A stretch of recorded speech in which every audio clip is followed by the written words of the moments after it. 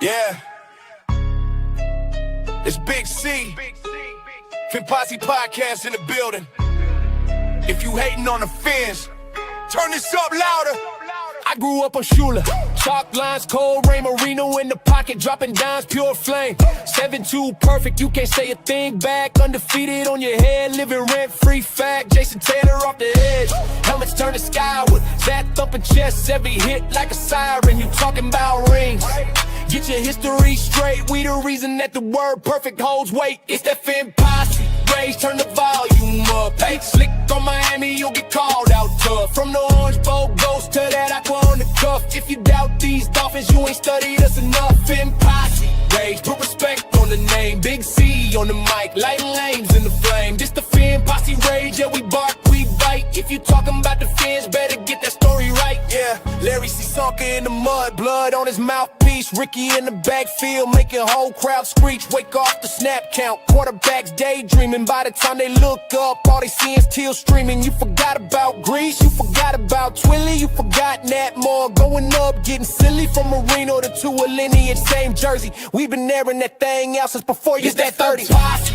raise, turn the volume up. Y'all slick on Miami, you get called out tough. From the orange boat ghost to that aqua on the cuff. If you doubt these Dolphins, you ain't studied us enough. Fin Posse, raise, put respect on the name. Big C on the mic, lighting lanes in the flame. This the Fin Posse rage, yeah, we bark, we bite. If you talking about the Fins, better get that story right. This for the diehards, slamming doors on the loss. This for the old heads still quoting Shula talk. This for the kids wearing jerseys in June, waiting all year just to scream in the room. It's that Fin Posse rage, turn the volume up. Talk on Miami, you'll get called out tough. From the orange boat ghost to that aqua on the cuff. If you doubt these Dolphins, you ain't studied us enough. Fin Posse rage, put respect on the name. Big C in the crew, let them drown in the shame. It's the Fin Posse rage, yeah, we bark, we bite. Fin Posse Podcast, get the Dolphin story right. Woo! Get the Dolphin story right. Woo! Get the Dolphin story right.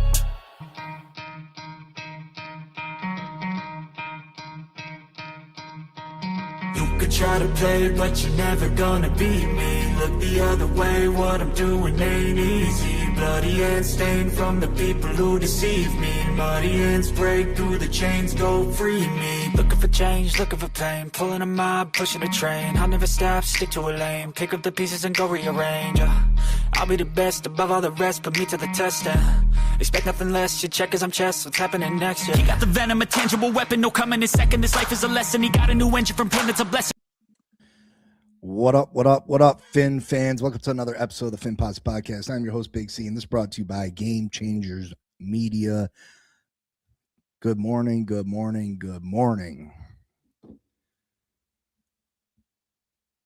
Wow, what a weekend, right? What a weekend. Obviously, the NFL draft Thursday night started off with a bit of a surprise. And again, I've had the weekend to sit there and think about the Miami Dolphins draft. And there was some moves I liked. There were some moves that I questioned. There were some moves that I disliked. And I gave my opinion. I gave my opinion, as that's the whole purpose of having a podcast, is to sit here and talk about your favorite football team, to discuss it with fans. And wow, I don't know how many negative comments, negative things that were said to me because of my opinion, and because I'm not just falling in line with each and every pick that John Eric Sullivan and Jeff Hafley made in their first draft. I cannot believe the amount of criticism and just utter kind of disrespect that people are throwing my way over a draft that, people are acting like I'm saying every pick is garbage and these guys should be fired right now and blase, blase, blah. Wow. Like, it just blows my mind. It blows my mind. But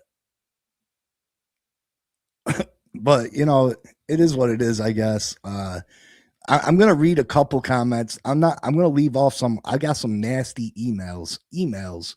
Um, these people went in depth to message me, not just comment on the. I don't know if they want their name hidden from the comment section, but private emails, telling me how much of a piece of garbage I am and all that. It's absolutely crazy. It's absolutely crazy.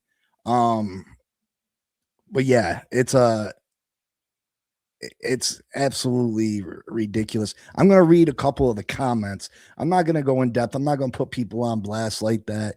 But some were really seriously disrespectful. Some said stuff about my family. You know what I mean? Like, what is wrong with people? What is wrong with people? Because I didn't give the Dolphins an A plus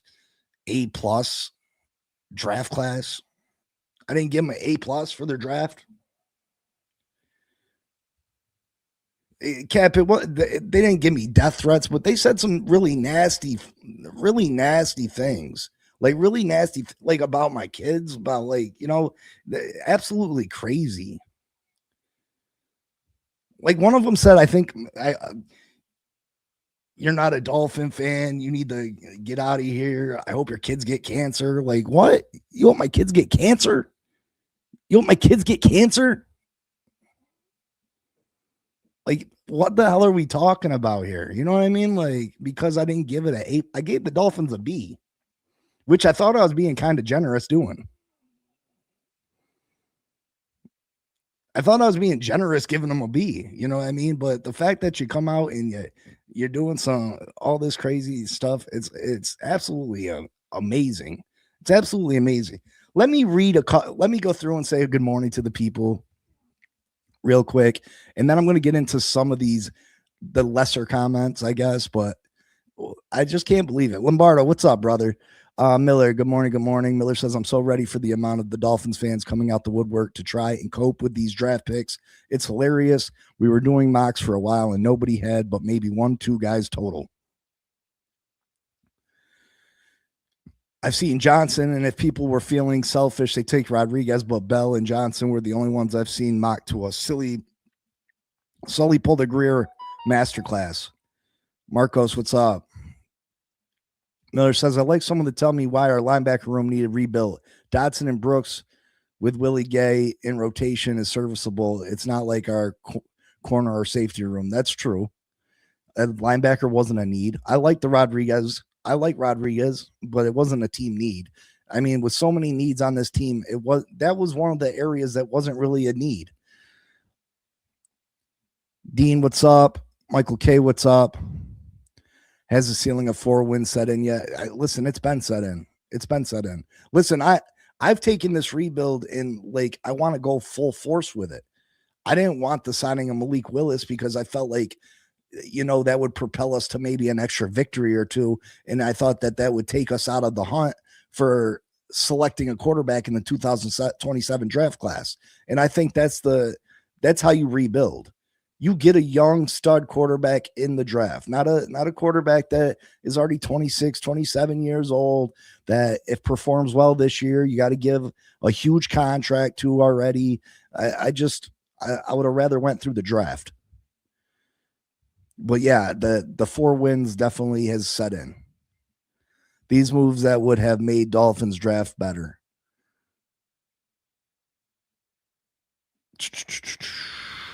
Dolman, what's up? Good day. I see 15 players drafted or undrafted free agents that may add value to the team.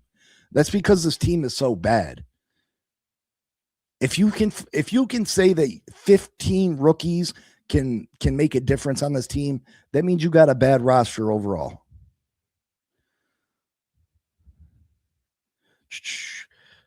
Dean says Pragon at 75. Pragon should have absolutely been drafted over the tight end. I don't care what anybody says about how good of a blocker the tight end is.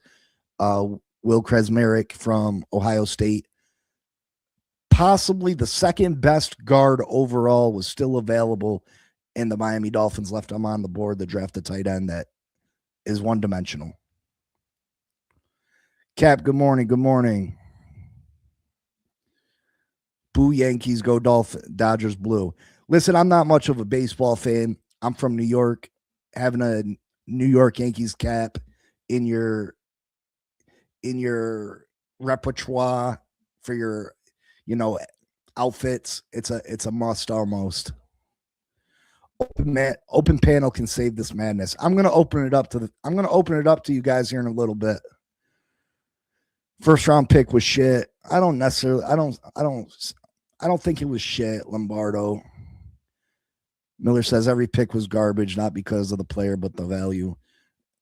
Miller, I'm not going to say every pick was garbage, but that was a lot of my issue is it wasn't so much with the player. It's not necessarily that I thought that the player drafted was bad.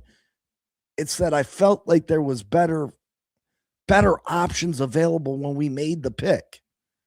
It's not that I hate any of these players. I just felt like there was better value available. Cap says, at least you didn't get death threats. Wait, did you? Join the club, bro. A lot of us get the same treatment during the past 6 years. You're one of us now. Don't feel bad. I heard that dork Mitchell didn't come close to getting one right. Some people are sick. Damn, bro. The kids, yeah, like that's crazy, right? It's crazy. The people that have threatened to, on a lesser note, the people that threaten and not listen to me anymore because they don't like my opinion, the people that have unsubscribed because they don't like my opinion. I mean, it's kind of crazy. Ken has says it comes with the territory. Yeah, I didn't think people were going to be threatening my kids, though. You know what I mean? Or saying such hurtful things. Like Frederick Dunlap, good morning, bro. Good morning, good morning. Pete is doing live later. Tell that to the Seahawks. You go get McCoy where you to Bell, then you take Bell where you took that bum Douglas. I would have liked to see us take a shot on McCoy. That's where you can find great value. McCoy might have questions about that knee still, but he is such a great player, a top 10 player in this draft, that he's worth the risk in the fourth round. How many fourth round players really pan out in the NFL? Realistically, how many fourth round players, there's a better chance if you're drafted in the fourth round that you're not going to become an everyday starter in the NFL. McCoy has the ability, if they can get that knee taken care of, to be one of the best corners in the NFL. And I think he was worth a shot. The Miami Dolphins aren't looking to compete this year. They're not in a position to compete this year. So you let him sit the whole year, get healthy, and then in 2027, hopefully he gets it all figured out. I would have liked to see the Dolphins take a shot on McCoy. Dolman says Proctor, 850-pound squat, 535-pound bench, 405-pound clean. Listen, there's no question that Proctor is a physical specimen. No question about it. No question about it. He's a physical specimen. But we drafted a left tackle to play right guard this year, or right tackle. And listen, this kid, he can be the best lineman in this whole draft class. He can be. But he can also, he's also one of the biggest boomer bust picks in this draft. He can absolutely be one of the best players or one of the worst. Bonnie said, good morning, good morning. Diehard Yankees fan, oh well. Even a full-time troll, I don't make personal attacks. Well, yeah, Michael K. I mean, I appreciate that. Me and you have went back and forth. You've gotten on my nerves a couple times, but yeah, you've never said anything remotely close to that, and I appreciate that. Does anybody remember Mike Gesicki when he would rip the play calling if we were running the ball? Why bring in a one-dimensional tight end when Pragon was there? I agree. If Wilkram's Merrick's in the game, 90% of the time we're going to be running the ball, right? Right? Do you not think that defensive coordinators know that? Do you not think the defensive coordinators know that? Douglas may surprise. He outperformed Reggie Vigil on the team based upon stats, 4.39 speed. Dolman, he may surprise us, but he could have surprised us being a 5th, 6th round pick also. We didn't need to take him in the 3rd. And if someone else was thinking about taking him in the 3rd, let that be their mistake.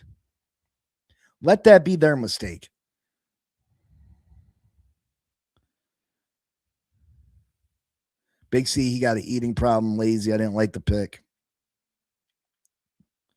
You want to know why my favorite Proctor stat? 32 vert. Douglas only has 31 vert. All right. Let me give you just a couple of the nicer comments because I didn't give the Dolphins an A+, because I questioned the draft class. DDW says another armchair GM who doesn't like the picks because it's not their pick. That's mild. I said, again, I like some of the picks, but not all. Can you honestly say that there weren't better players available in certain situations? Players to who? The ESPN rankings or yours? None of those matter to the real GMs. If you listen to what they said early on building the team, they wanted to build the team with big, physical, fast, high character guys, which they did for the most part. I have nothing. I'm not mad at that comment. It's a disagreement. You know what I mean? The fact that you think that, there's a lot of people out there thinking I shouldn't have an opinion because I'm not a general manager. This is solely what this is. This is solely what we do on here. We come on and we discuss our opinions on what we think our football team should do. And yeah, I go a lot based on, the big board, Mel Kiper. I know Mel Kiper gets the draft wrong a lot, but he does this for a living. Todd Mache, he does this for a living. All the guys that we look at their big boards and we look at their mock drafts, these guys study these guys for a living. You know what I mean? So yeah, I do take their opinion and hold it in high value. I also watch tape. I also look at physical traits. I also look at the weaknesses of players. I do all that myself. The fact that, Douglas is going to pan out because Sully's dad, or not, Halfley's dad was a wide receiver coach, so he knows wide receivers. Because your dad was a wide receivers coach, he's never picked the wrong player. That, you know what I mean? Like, even these GMs don't make mistakes. Are you telling me that we're batting 1,000? That they're going to bat 1,000 with this draft? Like, they didn't make one bad choice in this draft. All these players are going to turn into Hall of Fame players. No, there's a lot of these draft picks that Sully took, that Halfley wanted, that aren't going to amount to anything. So why aren't they going to be? They're the professionals. Why aren't they going to get criticized? So when they get proven wrong on some of their picks, does that mean they're bums or they don't know what they're talking about or they should be fired immediately? No, of course not. The NFL draft is a crapshoot. Nobody really knows what these guys are going to end up being. The last player in this draft could end up being the best player. Nobody knows. You try to take educated guesses. You look at someone's strengths. You look at someone's weaknesses. You look at what your team needs overall, and you try to take an educated guess. Right? I felt like the Miami Dolphins were in a position that they got a lot of team needs. I look at your team needs, and then you look who's available, and you take the best player available that brings you the most value in an area where your team needs that type of player. And I think the Dolphins did that to a point, but, again, people take certain stats for granted. We drafted a left tackle with pick number 12 in the NFL draft. A left tackle. This guy's never played right tackle a day in his life. One of the criticisms on Proctor is his footwork. We want him to move to the right side of the line, hopefully, to replace Austin Jackson eventually. He's got to learn a whole new set of footwork. They're automatically saying that he's going to be able to make that transition smooth. How do we know that? How do we know that? How do we know that? So we drafted a guy at pick 12 to play a position he's never played when we already got a right tackle right now. We already got a right tackle right now. When the position we really need filled on this football team is guard. And guess what? The best guard was available. A guard that doesn't have very many risks. A guard that's probably going to be a all-pro in this league for the next 10 years. You know what I mean? Vegaioni was on the board. And he's going to be a top guard in this league for the next 10 years. Now, again, Proctor has the ability. He has the ability. He has the physical tools to be the best offensive lineman in this draft. So I'm not overly mad that they took a swing for the fences.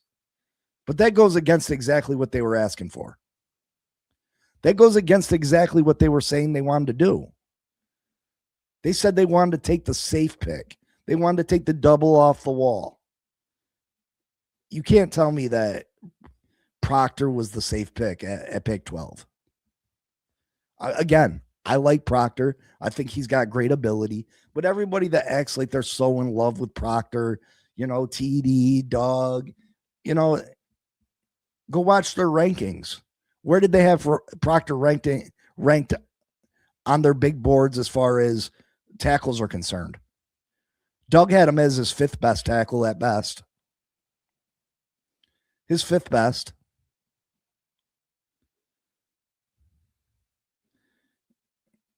So, Craig, because I got a Yankees hat, I got to have a Giants hat. And because I got to be a Giants fan because I didn't give the Dolphins an A+ in the draft.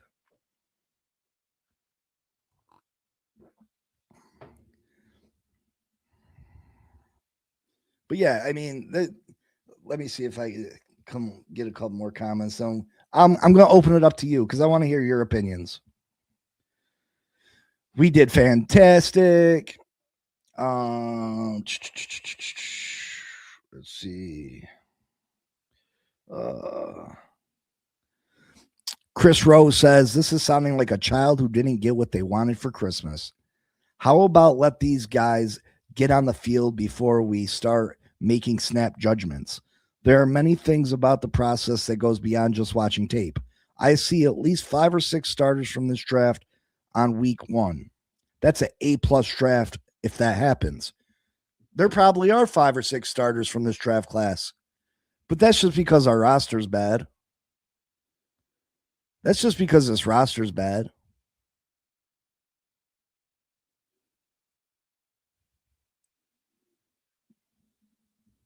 Oh, let's see. Let's see if there's any more right here.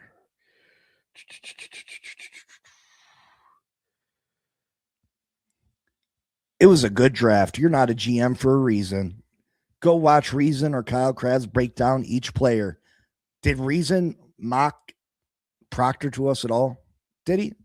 Did he mock Proctor to us at all? Did he mock Caleb Douglas to us in the 3rd round? Did he mock Will Kresmerick to us in the 3rd round? And yet, mind you, I didn't say anything overly bad about this draft. I said there was a couple picks. I like some of these picks. I don't mind Proctor. If that was their guy and they have their heart set on Proctor because of his physical tools and because he can be the best offensive lineman in this draft, I'm not mad at that. I'm not mad at it at all. I'm not mad at that at all. If that was their guy and they feel strongly about it, by all means, you're the general manager, you're the head coach. I'm not. If that's your guy, that's fine. Jacob Rodriguez, not mad at it at all. Chris Chris Johnson. Not mad at all. I like Chris Johnson. I like Jacob Rodriguez. I like all three of those are fine with me. Have no problem. Caleb Douglas, I had an issue with. There was much better players available. I don't care what anybody says, better players available. Will Krasmerick, there was better players available. You can't tell me that there wasn't. There was. And all I said was this draft reminded me of Chris Greer. This draft reminded me of Chris Greer drafting. We took a player that's a risk in Proctor at pick 11, 12. We reached for a tight end that's one-dimensional. We took a player coming off a major injury. That's all things that we criticize Chris Greer for doing. That's all things that we criticize Chris Greer for doing. And that's all I said is that, it doesn't look much different than a Chris Greer draft. And JD, time will tell on this draft, and I'm going to give these guys each and every opportunity to show us. But I'm not going to I'm not sitting here and pretending that I'm not going to sit here and just, okay, Sully and Heffley are going to make all the right decisions. Why would I do that? Everybody's saying trust the process, trust the process, trust the process. Why should I have, without a shadow of a doubt, trust in two guys that have never done this before? They've never done it. Jeff Heffley's never been the head coach of an NFL team. He's never taken a team to the playoffs. He's never taken a team to the Super Bowl. He's never coached He's never been the head football coach of a NFL team. Sully has never been the general manager of an NFL football team. He's never built a team from the ground up. He's never built a team into a Super Bowl team. He's never done it. If Andy Reid was my head coach and Howie Roseman was my GM and someone told me, trust the process, these guys know what they're doing, I'd say, okay, I'm going to trust it because I've seen these guys do it. I know they're capable of doing it. We don't know that they're capable of doing it. So I'm not going to just believe everything they say. I'm not going to just fall in line with every draft pick or every decision that they make. I'm going to question it because these same people telling me to trust the process with Sully and Heffley, I guarantee they said the same thing about Mike McDaniel, Adam Gase, Joe Philbin. They probably said the same thing then. And where did that get us? And I'm not saying Sully and Heffley are any of those guys. We don't know what they're going to be, just like we don't know what these draft picks are going to be. So I'm going to give them the benefit of the doubt, but that doesn't mean I shouldn't be able to question questionable moves. That's why I created a YouTube page. That's why I did this. It's because I like to talk Dolphins football, and when the Dolphins do something that I question, I'm gonna spit it out there. That doesn't mean I don't support them. That doesn't mean I'm not going to give these guys a chance. That doesn't mean that I'm trying to criticize these guys. I love this football team. I hope that I'm completely wrong about the question marks that I have. But we have to wait and see. Just like we do with every other NFL draft. There was just some questionable moves, in my opinion.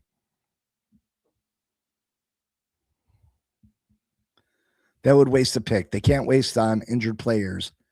They need too many players. Craig, they took an injured receiver. What player? What are you talking about? That would have wasted a pick. They can't waste on injured players. We took an injured receiver, did we not? That's not as far along as the cornerback is. But that's not here nor there. Let's get into let me read off the undrafted free agents the Miami Dolphins have brought in the door. And because the Dolphins roster is so bad and there were so many team needs, this gives us a real opportunity for some of these undrafted free agents, some of these later round picks that typically may not get a real opportunity to show what they can do because we have so many openings and so many team needs.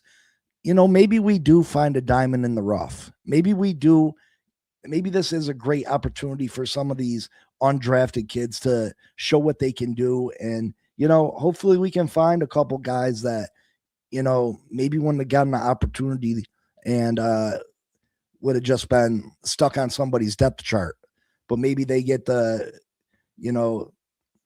show out. So signings, we got Oregon State, Anthony Hankerson, running back, Louisville, DL, defensive line, Renee Conga, Wisconsin linebacker, Mason Rieger, Texas A&M running back, Le'Veon Moss, Iowa quarterback, Mark Gronkowski, which I'm hearing really good things about him, but he's not going to get a real opportunity. Let's be real. Michigan wide receiver, Donovan McClurry, Iowa State offensive lineman, Jim Boniface, Indiana defensive back, Lewis Moore, and Boston College offensive tackle, Kevin Klein. And then I want to show you an updated. Obviously, the Dolphins are still going to probably pick up some free agents to fill out the roster before the start of the season. After June 1st, money hits. So the Dolphins roster still has some changes that are going to occur. But yeah, this is going to be the updated depth chart.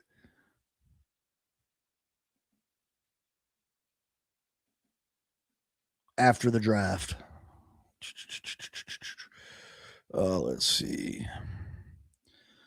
So right now, we got Chris Bell starting at wide receiver, although he's coming back from an injury. Is he going to be ready week 1? Who knows? The other outside wide receiver, we got Caleb Douglas. Those guys are both starting over Tolbert and Atwell. I think week 1, you probably get Atwell and Tolbert starting. But I think by the end of the year, if Bell comes back healthy, Bell and Douglas should be both starting. You got Malik Washington as the slot. I could see them playing some Tutu Atwell in the slot too. Left tackle, you got Patrick Paul.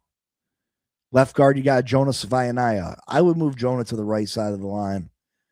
Center, you got Aaron Brewer. Right guard, you got Caden Proctor. Right tackle, Austin Jackson. Tight end, you got Greg Dulich. Quarterback, Malik Willis. And then, of course, Devon Achane. Defense, they're going with a 4-3 this year. Left DN, Chop Robinson. Tackle, Kenneth Grant. Tackle, Zach Sealer. Other outsider, you got Uche. We really didn't address end in this draft, which is all right. We weren't going to be able to address every position in this draft, although I did like Zion Young in the second round. We took Jacob Rodriguez. I'm not mad at that pick, but there was an opportunity to get Zion Young. Linebacker, we got Terrell Dodson and Jordan Brooks starting with Jacob Rodriguez on the bench. Hopefully by the end of the year, Jacob Rodriguez gets in that starting lineup. But let's be real. Dodson's played really well for us. Jordan Brooks has been great for us. Does Jacob Rodriguez get on the field this year? Chris Johnson at the left cornerback. You got Dante Trader at safety. Johnson Jr., Lonnie Johnson Jr. at the other safety. And Storm Duck at the other corner. Nickelback corner, you got Jason Marshall Jr. Can Kyle Lewis or Michael Traff get into that safety room? Absolutely. But we'll have to see.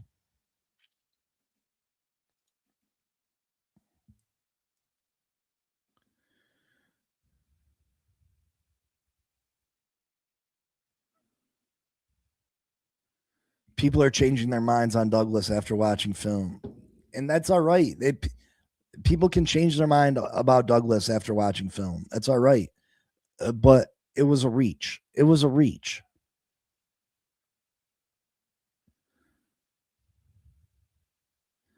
If they hit on 5 players, it was a good draft. That's not true, Craig. That's not true.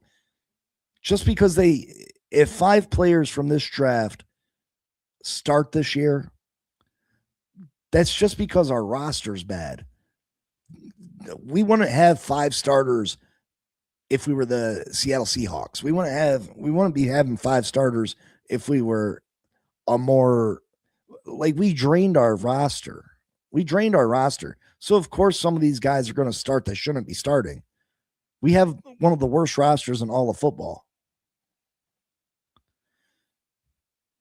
Listen, everything that I've seen about Douglas is he's not physical. That he's kind of weak. That he lacks upper body strength. So I don't know where we're getting this Douglas information from. But I'm going to open it up to you guys. I want to hear your thoughts on the draft.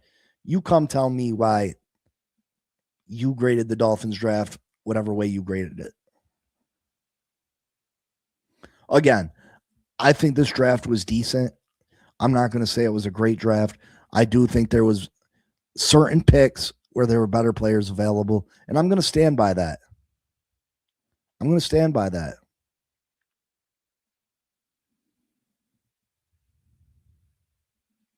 And, you know, if people want to criticize that because I'm not in love with every pick, you know, it is what it is. It is what it is. I just can't believe so many people that studied Douglas are so completely wrong about him. I just don't know how they have him as the 38th best receiver in the draft, and all of a sudden he becomes a top 10 receiver. I just don't know how that is.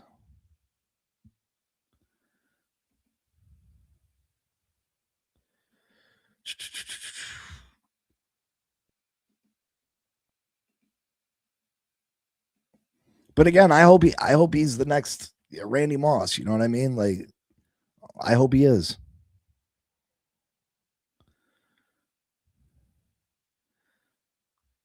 Again, it's not even the pick that I'm mad at. It's where we selected him.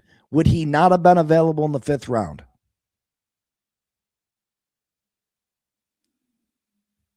That's why them scouts get paid and you don't. Do the scouts for ESPN get paid? What about all the other people that do this for a living that, you know what I mean? They wanted a tackle and guard and won. Craig, there's no proof that Proctor can do that. He's never done it. You don't put a 6'7" tackle in the middle of your offense when you got an undersized quarterback. Michael K., what's up, brother? What's going on? What's going on? Oh my God.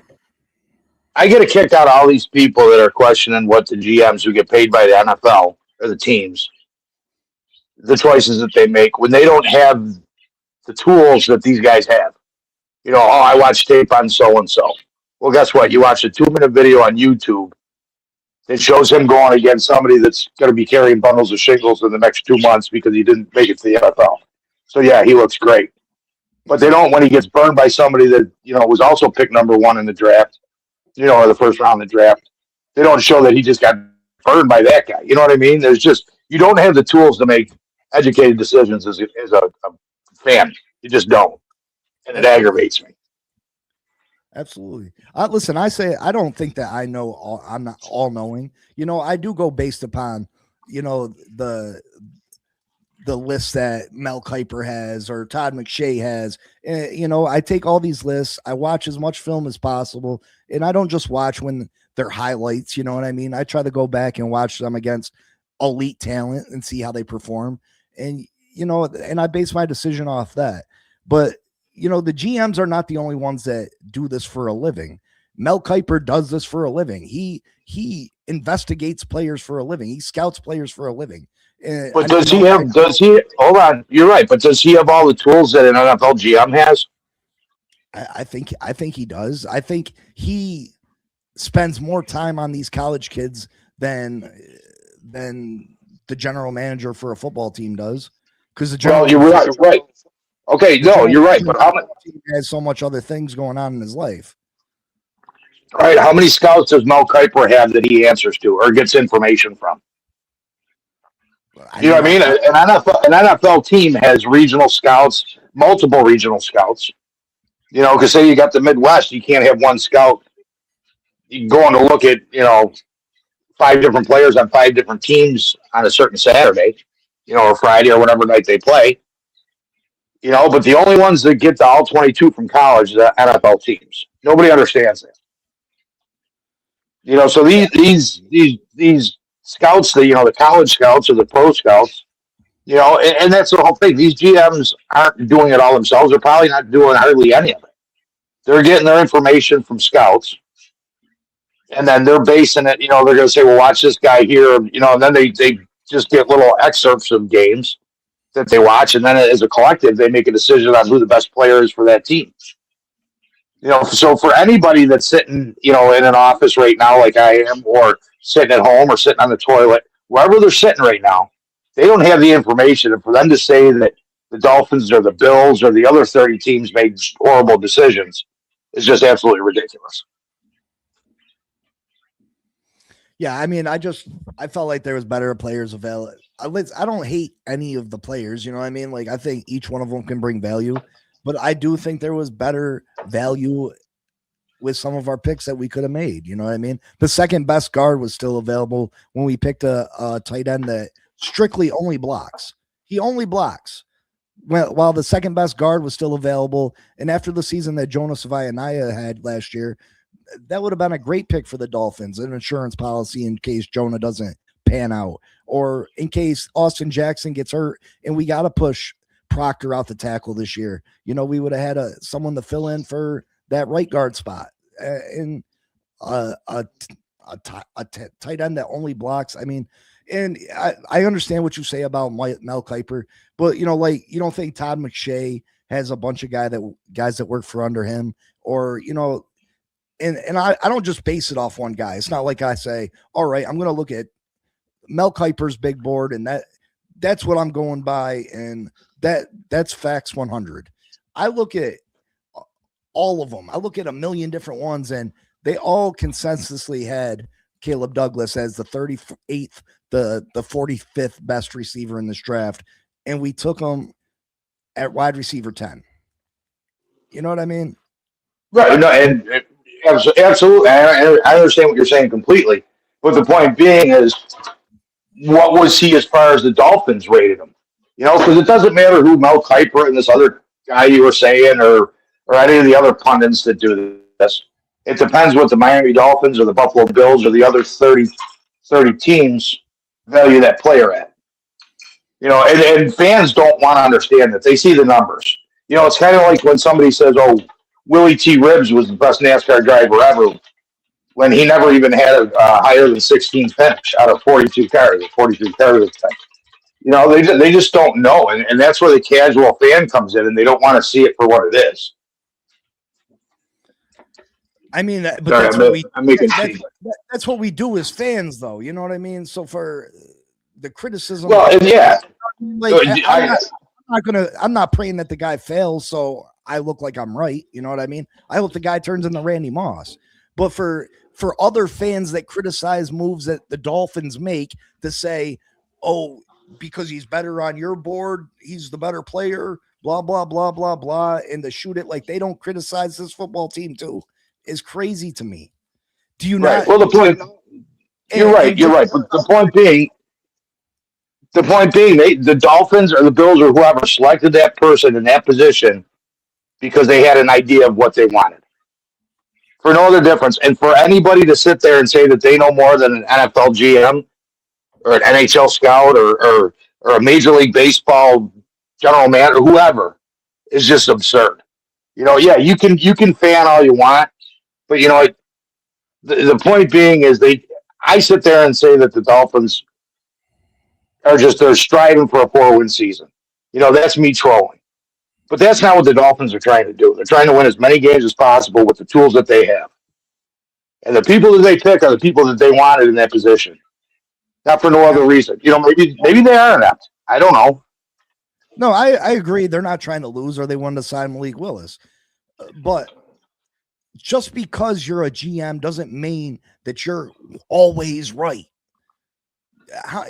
So are you telling me that there's no chance that I'm right about any of these players and the general manager just because he's a general manager of a football team? He's going to be right, and I'm definitely wrong. No, I'm not saying that. I'm not saying that at all. What I'm saying is, I obviously know that they're smarter than me, and they know football more. They forgot more football than I'll ever know. You know, I mean, I understand that 100%. But I'm also not a retard. I'm not a dumb person, and I understand if this guard who is the second best guard on everybody's big board. Everybody's big board. I seen him. He was the second or third best guard in this draft.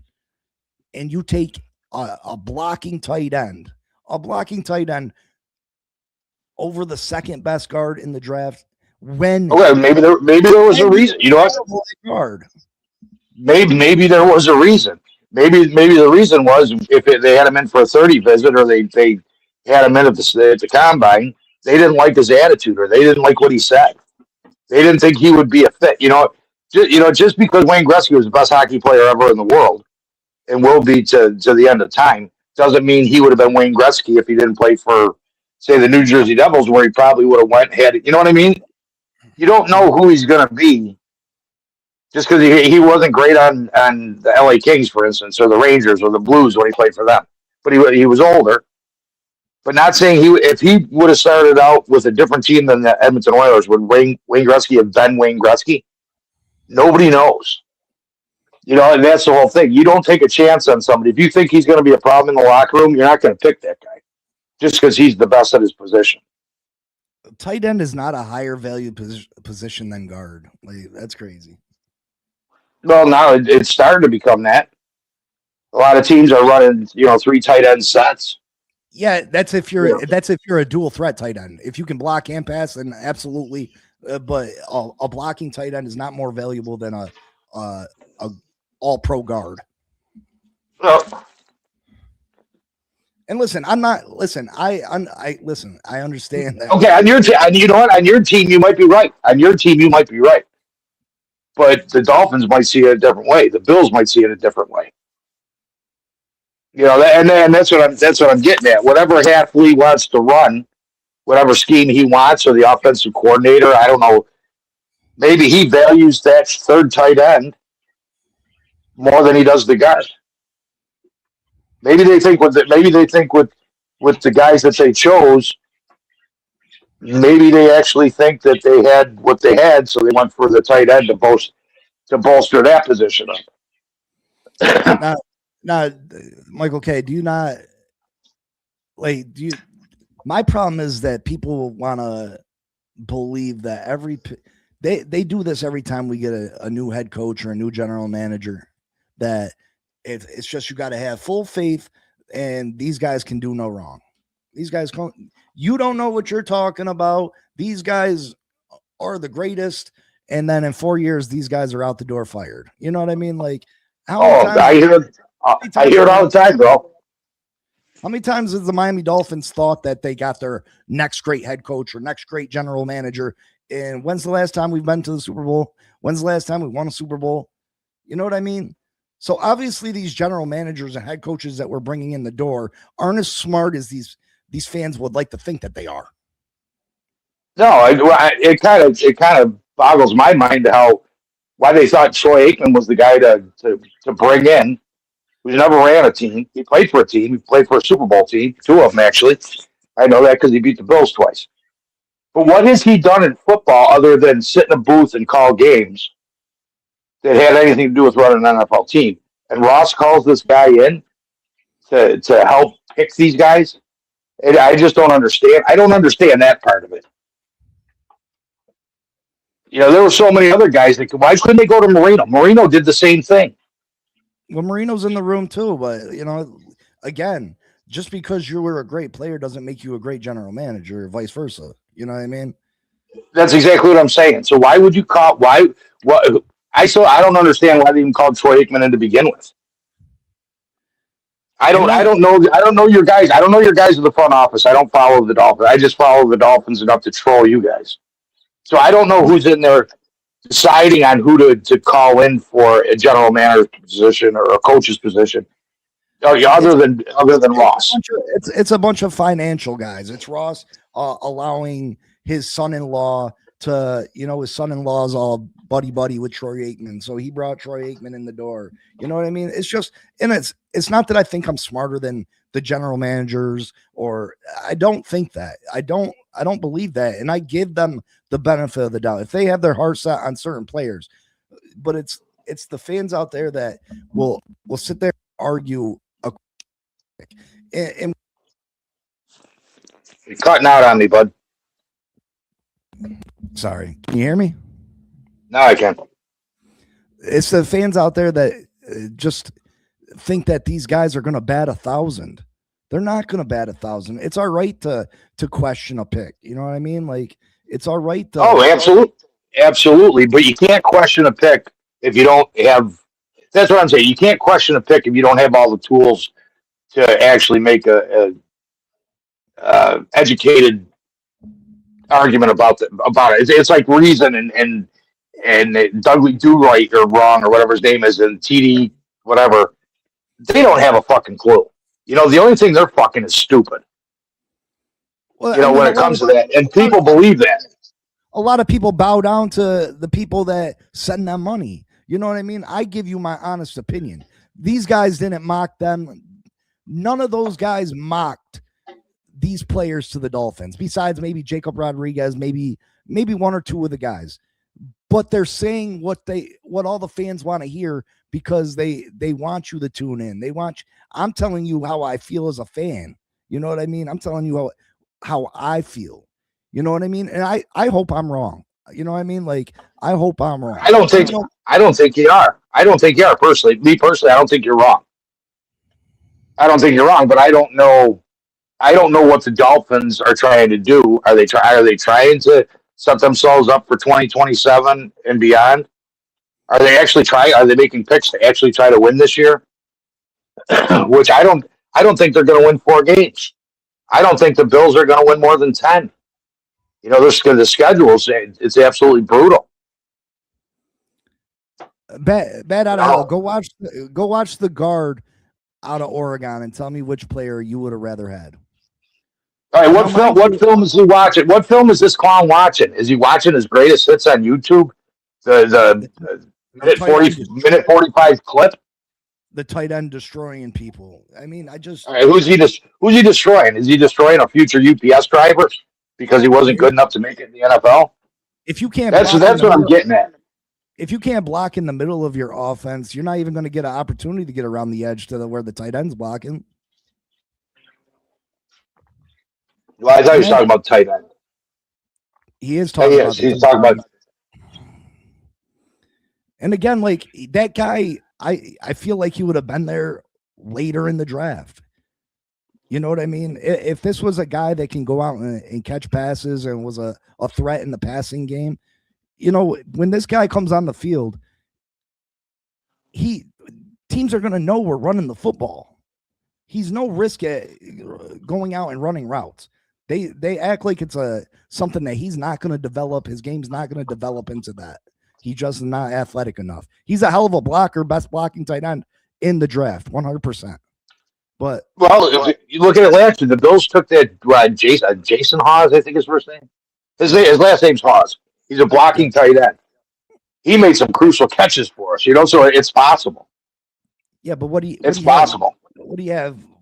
4 catches? They might have been crucial catches, but what do you have? I seen he had 2 touchdowns. I don't know. He might have had 2. I know he had 3 or 4 catches. Buffalo's in a different position than we are.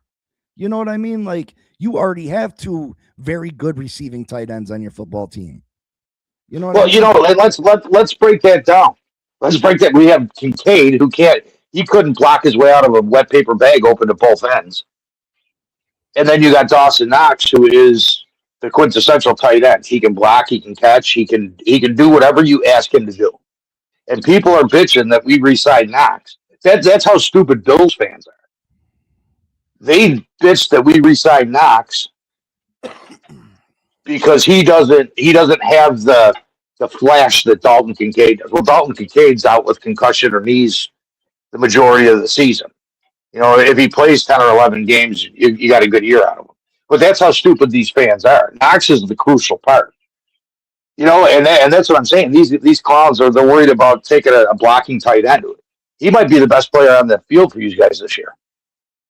And you don't know that, but obviously the Dolphins, they think that the guy's got something. Otherwise, they wouldn't have chosen him. They wouldn't have picked him. I believe that they think that they got something. But like, if I'm cool with 95% of the picks, why can't I disagree with one pick without being, you can. You absolutely can.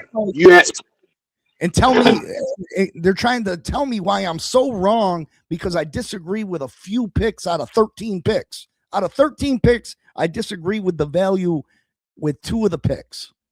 You know what I mean? Oh, you absolutely can. Well, you're not following up. Here's the problem. You're not falling in line with the masses because the masses don't know any different. I sit here and I read some of these comments and, yeah, whatever. But some of them are just so ridiculous. But you sit there and actually say, well, you know what? I don't agree with this pick, and you have every right to do that. And more times than not, you're probably right. Especially the later round picks. They act like Sully is going to get every pick right. They act like our general manager is going to get every pick right, and every one of these guys that he's drafted is going to be a productive player for us. And that's not true. That's not facts. So for you to sit here and tell me why I'm wrong, you're probably beating a dead horse because chances are you have more of a chance of being wrong than I do. Because even the best general managers hit on what 3 or 4 picks max in a draft. If that, they'd be lucky to. Yeah, if you're lucky. So they'd be lucky. Look at Brandon Bean. Look at Brandon Bean. 9 years he's been the general manager. How many first round picks has he hit on? 1. Josh Allen. That's it. And this is very easy to keep track of. I'm saying that we should have took the guard from Ohio or from Oregon over the tight end from Ohio State. You can keep track of that. And I think that we should have took a number of players over Caleb Douglas. So, I mean, those are the 2 picks that I really have the main issues with. And it's very easy to tell. But again, the problem, Big C, is at this time of year, everybody and their brother is questioning what the GM did. And I don't care if it's the Dolphins or the Bill. I mean, we got a local show, and they're not even local. They're out of Rochester. It's called Buffalo Plus. They're the 3 biggest idiots to have a podcast. I mean, they're bigger idiots than Dan Mitchell, if that's even possible. Because they don't know. They think they know what this new defensive coordinator, Jim Leonard's going to do and what Joe Brady's going to do as a head coach. They don't have a clue. Nobody has a clue until the first game, and we see what they roll out. Other than the Bills have a halfway decent team where Brady's not under the gun like Sean McDermott was when he came in. And we just don't know. But all these people, I just come on to troll. But when I sit there and watch people say that they know better than the GM, and in all aspects, like you said, TD didn't have anybody on his big board, but yet it was the greatest draft ever. Well, then who knows more, the GMs or TD? Which one is it? And you got all these people who are following TD around. TD's an idiot. And anybody that actually gets their information from TD doesn't deserve to have a fucking voice in a chat or in a local bar or anything because he's fucking clueless. Because TD thinks that he knows better than the lawyers running the salary cap or the coaches calling the plays or whatever. And there's a difference. I'm a casual fan. But I have it a little bit better because I realize I'm a casual fan and I know that I don't know any more than the guys that are making the decisions. Yeah. If that makes any sense. Fucker. I just lost my earbud. Hold on. My dog almost stole it. Fucker. Okay, I'm back. Yeah, I mean, listen, Jersey Dolphins, TD's my boy. You know what I mean? Like me and Michael K don't agree on everything. You know what I mean? But what I am saying is that these guys do this for a living. They're smart at what they do. TD has 4 different shows that he's on. On one of the shows, he's going to tell you that he loves these players. On the next show, he's going to say he hates these players. On this show, he's going to, you know what I mean? He's very smart and very articulated in what he does. You know what I mean? Like TD, like to me, TD knows football. You know what I mean? Like I think TD's very smart. That's my boy. Like I said, but these guys are intelligent in what they do. You know what I mean? They don't go too far out on a limb so they can't be wrong, and they don't jump too far out on a limb so they can be right. You know what I mean? Like I said, Doug had Pragon as his second best guard. He had Proctor as his fifth best tackle, but he loves him at pick 11. You're happy with the 5th best tackle at 11? It's called damage control. That don't make sense, though, right? If it's called damage control. Best tackle at 11, you wouldn't be happy, right?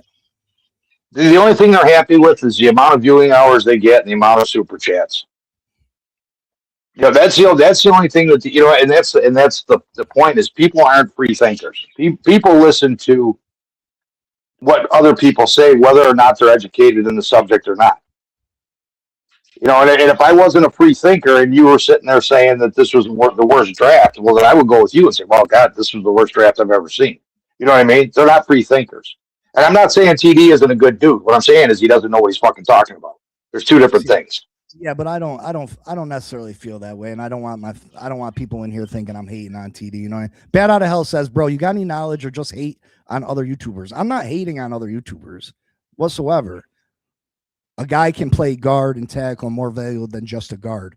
Why do you think that Proctor can play guard? Has he ever played guard before?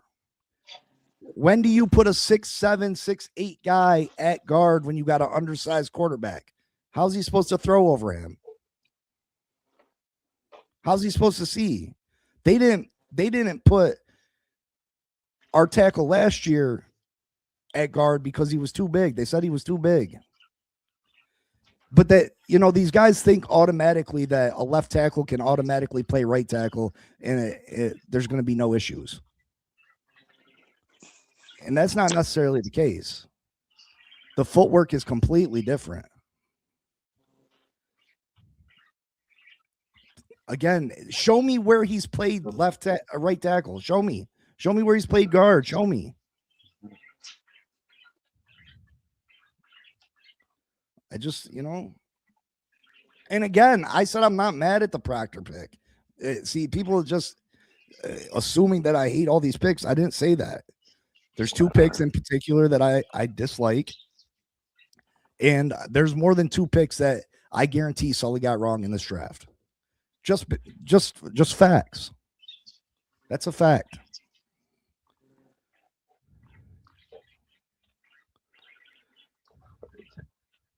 Hold on a minute.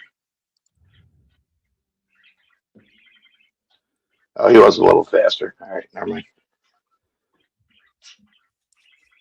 How much faster is a 5.1 than a 5.2?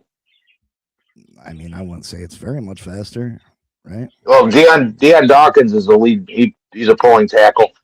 He does it all the time at a 5.1, and he's pretty good at it. Yeah. So by saying this cat that's 6'7" runs a 5.2, he can swing out and be a lead block. But how many teams actually have the tackles pulling instead of guards? Usually it's the guards that are. More times than not, it's a guard that's the pulling guard, not a pulling tackle. Just saying. Just from what I know. I don't think that's true. If you can play left tackle, that does not automatically think you can play right tackle.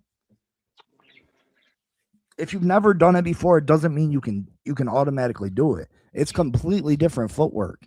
It's completely different hand position. It's just harder than what you think. It's not guaranteed. Now, maybe you can do it, but I don't think you're going to necessarily do it at the level that you did the other position. CC, you talking to me? AJ Hossey. Where's my list?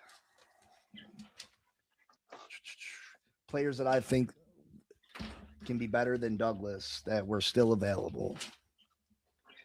I mean, there's probably a lot. Ted Hurst, like I said, AJ Hossey as safety. Emmanuel Pragon. I mean, Chris Brazel.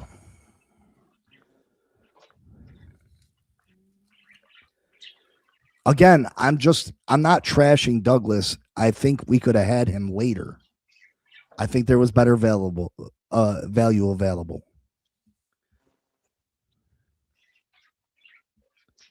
Just one. I would have taken Pragon. Emmanuel Pragon. Guard, Oregon.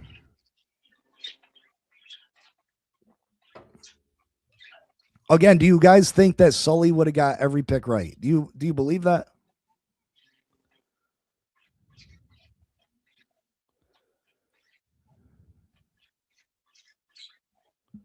Do you believe he's going to get every pick right? Again, I gave the Dolphins a B. I don't know how much higher I'm supposed to go.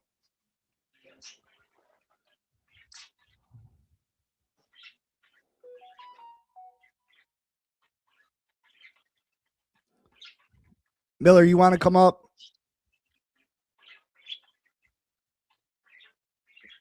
Anybody else want to come up and give their 2 cents?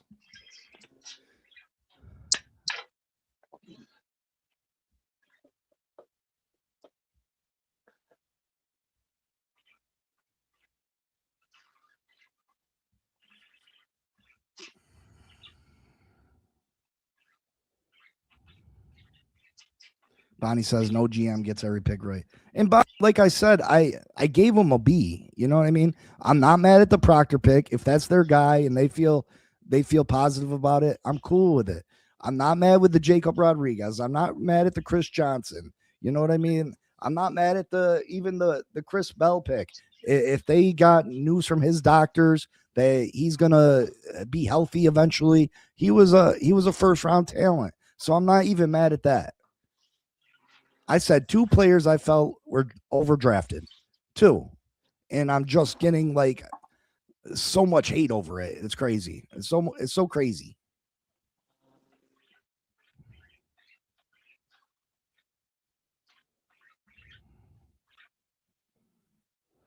I've never seen Sully draft, so I'm giving him the benefit of the doubt. That's why I'm not blindly being led by these guys, because they've never done it before. They've never led a draft. They've never coached an NFL team. So I'm not going to be blindly believe in everything that they do is 100% correct. You also have to factor in. Yeah. You also have to factor in that the scouts that they're getting their information from are still Greer guys. They didn't have time to put their own scouts in positions, so they're going off. They're going off of what the other guys scouted through the whole season, which were still Greer guys. You know, so there's gonna be overlap in the fact that if you don't think that the Dolphins drafted great the last 3 or 4 years, there's a good chance they're not going to draft great this year.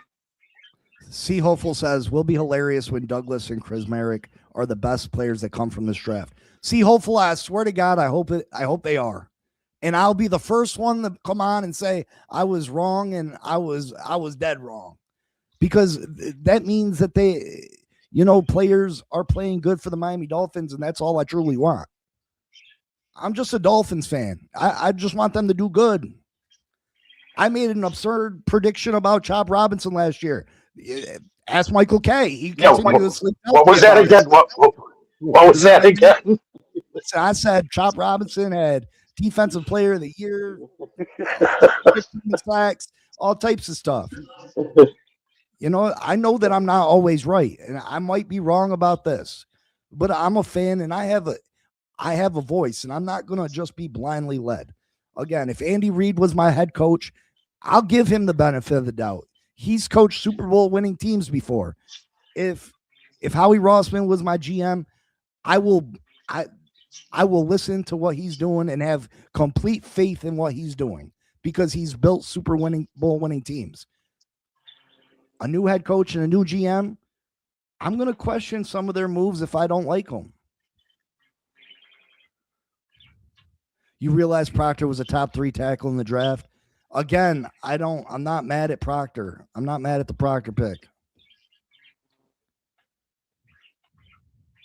I said I'm not mad. I understand he can be the best tackle in this draft. I know this. I understand this. I'm not mad at it.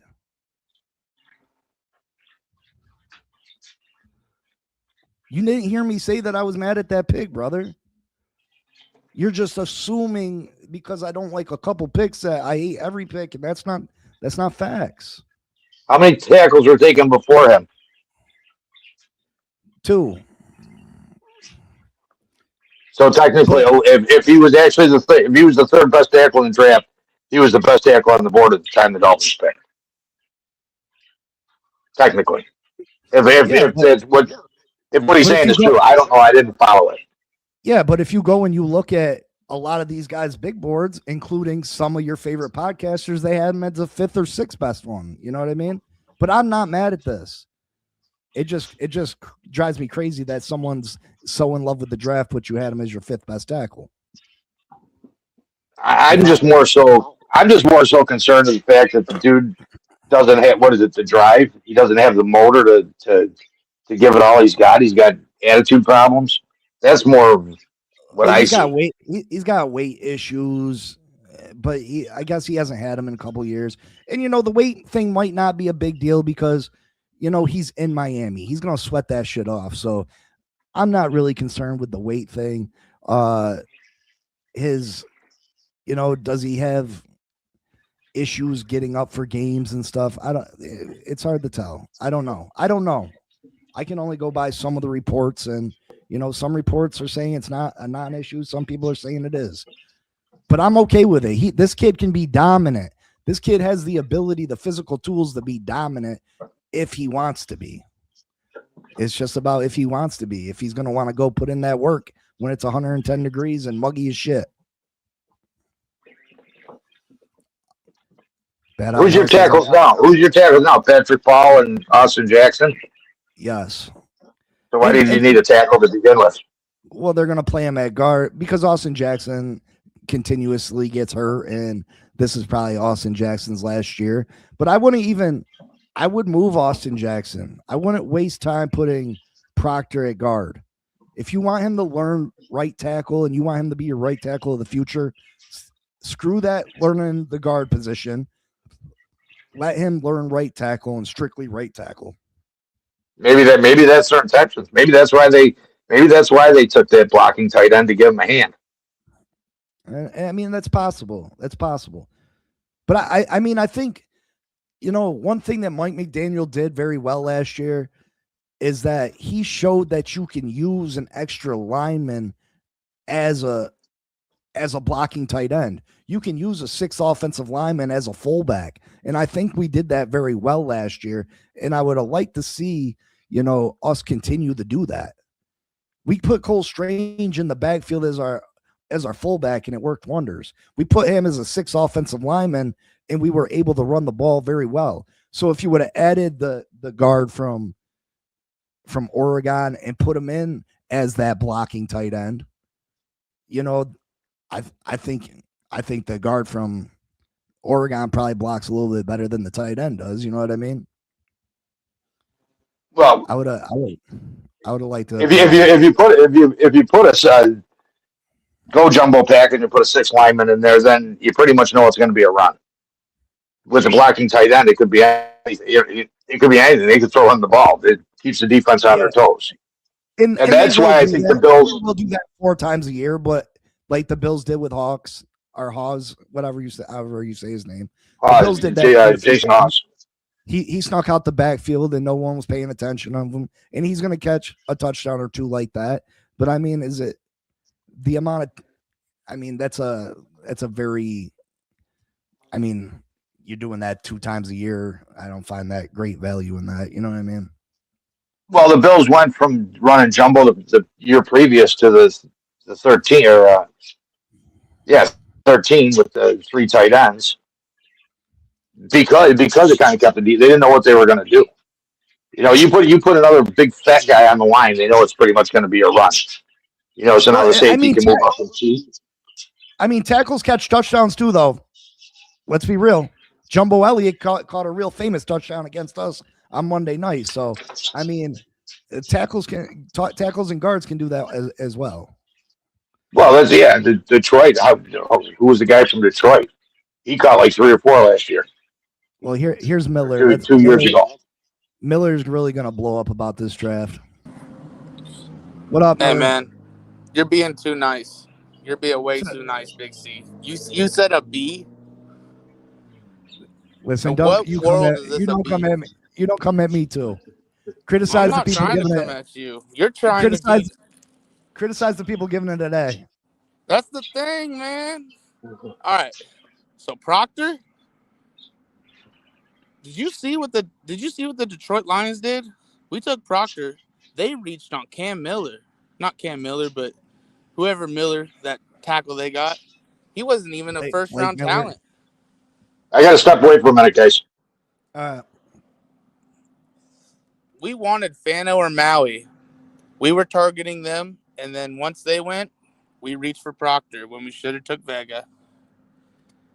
We gave up the 90th overall for Johnson, albeit a good player. I'm not mad about it. But the value, you're going to hear me say that a lot. I don't know why we rebuilt the linebacker room.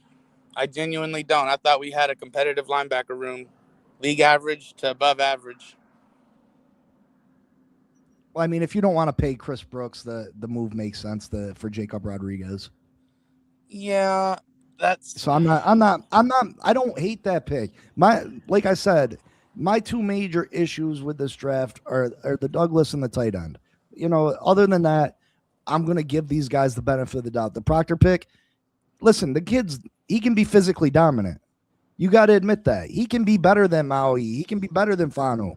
He can. The thing is, we're Dolphins. He has the we tools. were just scorned last year by watching Jonah Savaianaya get paid a fully guaranteed contract. Supposed to be this star badass. And then he comes over and he's the worst. We can't let the ghosts of the past affect, what No, but you're supposed to be a little apprehensive instead of doing the same thing over and over again. That's literally the definition of insanity. Yes, but I mean, and that's why I'm not gonna, every pick they make, I'm not gonna be like, oh, it's a sure thing, it's a fact. You know what I mean? I'm not gonna sit there and do that. And for everyone saying that Proctor is this surefire left tackle, I mean, Freeling and Max Ankiankor, or however, I can't even pronounce his last name, from Arizona State, those tackles actually played multiple positions in college. We were told we weren't drafting on projection, on potential.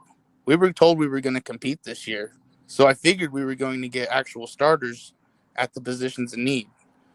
I mean, I don't think you really believe we were going to compete this year, did you? Not that I thought we were going to compete, but at least try and be competitive. I mean, you got to throw some facade in there. I mean, we just saw the Miami Hurricanes go to the national championship. You want to bring the hometown team in, you start drafting some hometown players. Douglas is my favorite. You know what I mean? You get Ruben Bain, I guarantee you he leads the league in jersey sales.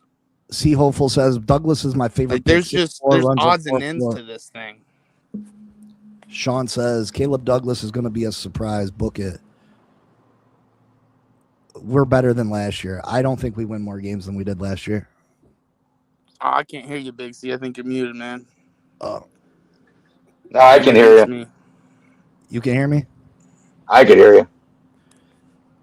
See, the fact of the matter is the Dolphins didn't even want Douglas. They wanted the kid from Notre Dame, but the Giants swiped in and grabbed him. I can't hear you, man. I mean, everybody, Michael K can hear me. Can everybody else hear me?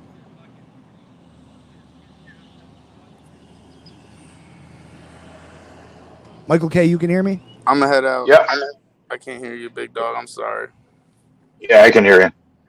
And didn't Caleb Douglas have issues with drop passes last year? Or drops overall? Did he have 7 drops last year?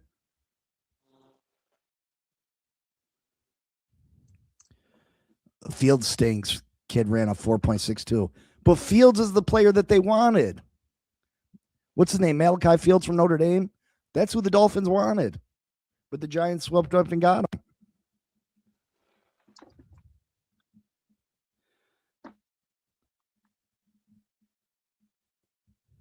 But, again, I hope the kid is Randy Moss. I do. I hope he is. I hope he's great. But in the moment, with the information that I gathered from numerous different big boards, from the tape that I watched, I thought there was better value. That's all I'm saying. I thought there was better value when we drafted Douglas. I felt like Douglas was going to be there later on. That's the only thing I'm really saying negative about the kid. That I think we could have, if he was in the 5th round, I would have loved it. I'd have been like, yeah, 6'4", runs a 4.39. Yeah, hell yeah. But in the 3rd, when he's ranked the 38th best receiver, and that's the highest I've seen him ranked in any big board, 38th best. Sorry, I'm going to question that. I'm going to question it because of what I've seen and what I've read and the homework that I did. And I understand that I'm not as smart as the GMs in the NFL, not even close. But I'm a fan, and I'm not, like I said, if this was Howie Rossman, I'd be like, hell yeah, I'm gonna trust this process. I'm gonna trust the picks that he makes because he knows how to build a Super Bowl team. I don't know if John Eric Sullivan does. I hope so. I hope he does. And if he's right on 8 picks this year, next year you won't hear a word from me. I'll fall in line. But I gotta be shown a little something before I just am all in. That's all I'm saying. We should have taken Jacoby Lane over Douglas. I mean, everybody's gonna have their opinion, right? And that's okay. We're fans. That's the whole purpose of doing these. Does anybody really believe that they're smarter at football than Chris Greer? Yet we all trash him. Well, actually, most people are smarter than Chris Greer. I mean, let's be real though, Michael K. Are we really though? Would you have signed Tua Tagovailoa for what $250 million contract? I mean, I don't think that was really a Chris Greer thing. I think that was a Mike McDaniel, and you know what I mean.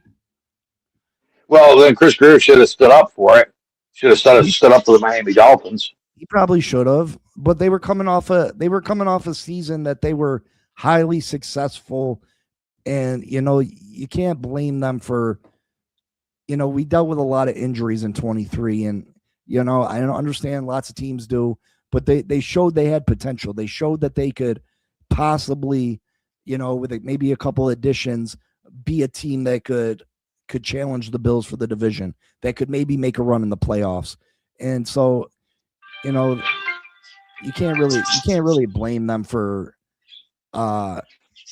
having hope that he could be the quarterback of the future. But I mean, not all GMs are always right. Look at the GM for the Vikings. He let Sam Darnold walk instead of paying him. He goes to Seattle and wins the Super Bowl. Who's that? Whoever the GM for the Vikings is. Mm. They cut him loose. They didn't want to pay him, so Seattle picked him up and ended up winning the Super Bowl. So all GMs make mistakes.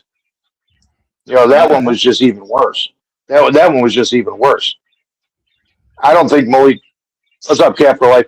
I don't think that Malik Willis is the answer. I just don't. I just don't. And then you get like, and I'll go back to Buffalo fans.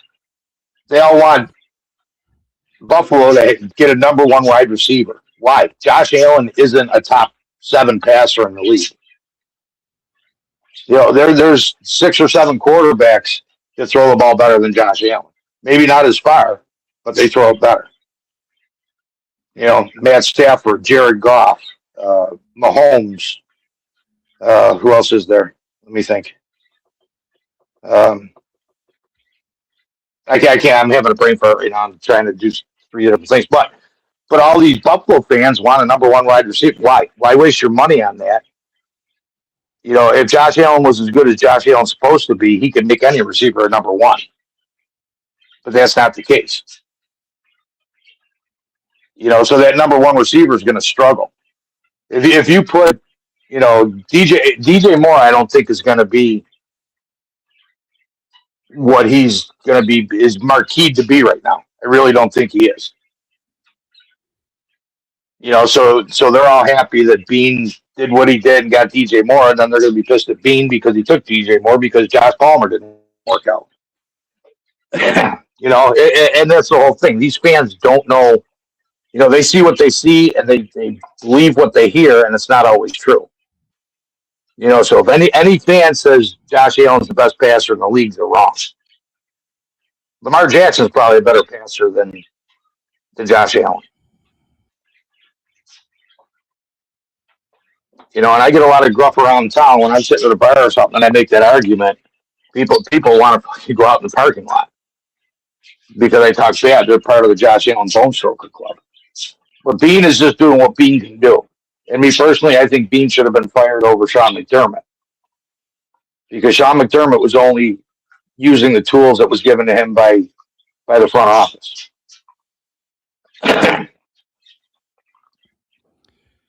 Yeah, I mean, obviously, some people are going to be right about things. You can always find the one person like Patrick Mahomes was rated a C-. Yeah, you know, people are wrong about players, but there's a lot of players that these guys are right about. You know what I mean? You can always find where someone's wrong, right? It's easy because people document that. You know what I mean? It stands out. You know, Tom Brady was a 6th-round draft pick. Well, how many quarterbacks in the history of the NFL have been taken in the 6th round that didn't turn into Tom Brady? You know what I mean? Oh, yeah, all of them.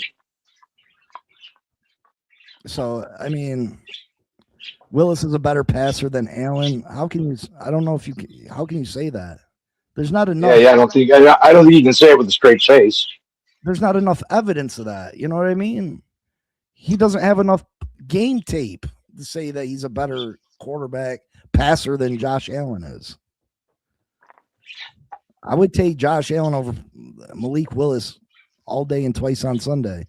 But there'll be some Dolphin fans that wouldn't. They think Malik Willis is truly better. Oh, because they have to.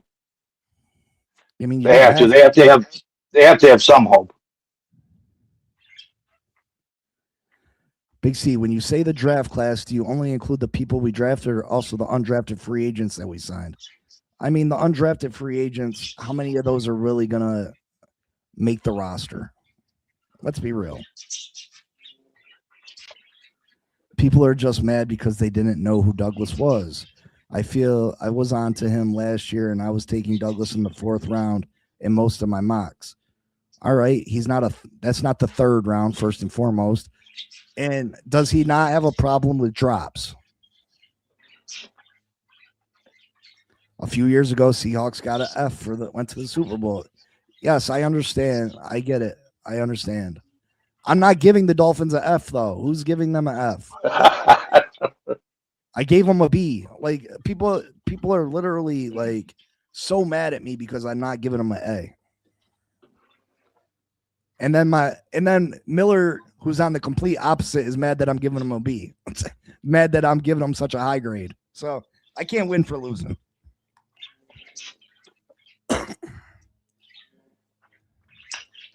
A few undrafted guys normally make the roster every year. Okay, and do they make an impact? Are we talking about impact players or just guys that are going to play special teams?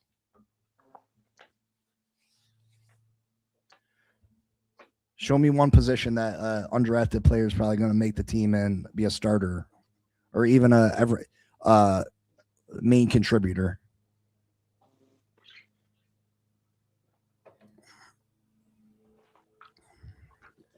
I didn't think I was really going to take the heat that I thought I was going to take some heat, but I didn't think people were going to come at me like they have.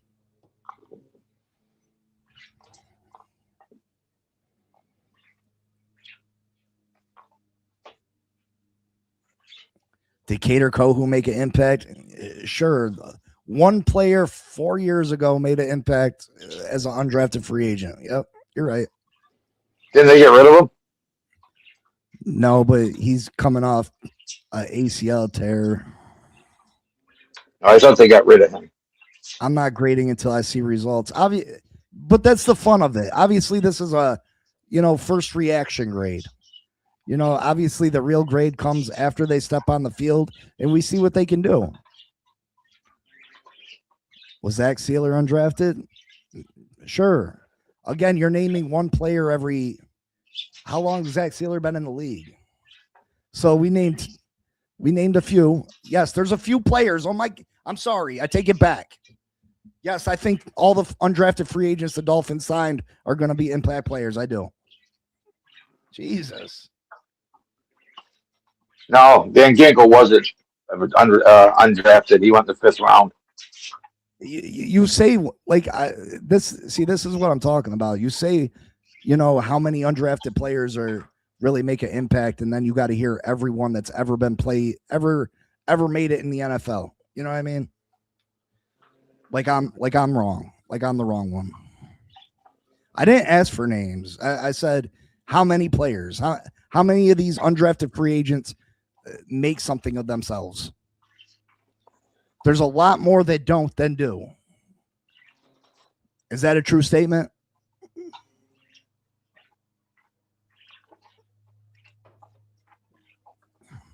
Is that a true statement that there's a lot more undrafted free agents that don't make it in the league than do? Nah, Sealer was drafted in the 7th round. Oh, somebody already said that.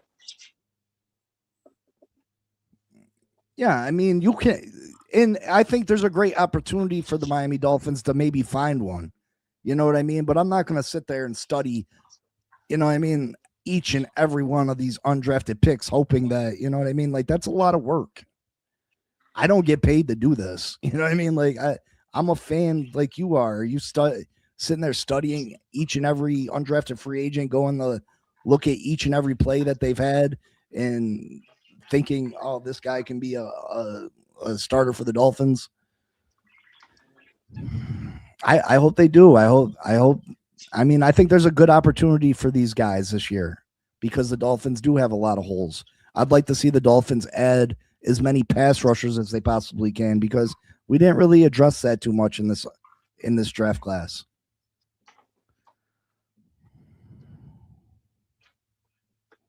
Lewis Moore, the one undrafted free agent that keeps an eye on. Yeah, I mean, I'll take a look at him. And if you guys know of a player that maybe I should take a look at, let me know, and I'll go take a look at him. I'm open to suggestions. We took 6th, 7th round talent in the 3rd, and I'm not going to hold my breath on day 3 picks this year. Miller absolutely hates this draft. We got an undrafted free agent running back that's probably going to play. Who's he going to unseat?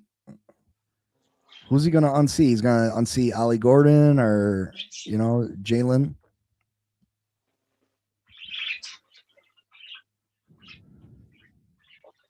We literally drafted the first pathway player. It's a joke. Is that the dude that only has like 4% body fat? I think it's the tight end. I think it might be the tight end.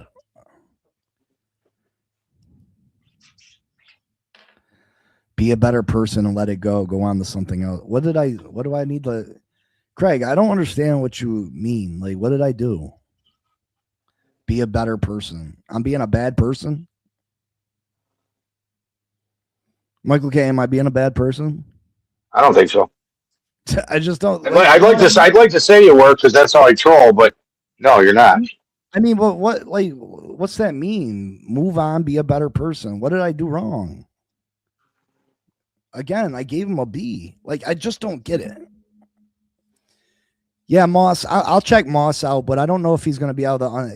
Do you think he's going to be able to unseat the running backs that we have on the roster now? Like Ollie Gordon's horrible. Yeah, I mean, I don't feel as high. I mean, I think they used him wrong last year. I really do.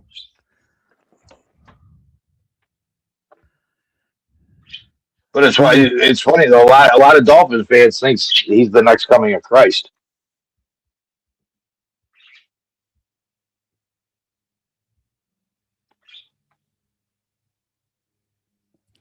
Google says AI says there are nearly 500 players undrafted that are in the NFL. I don't believe that. On 53-man rosters, I don't there might be 500 with practice squads and everything else, but 500 on active rosters, I don't believe that.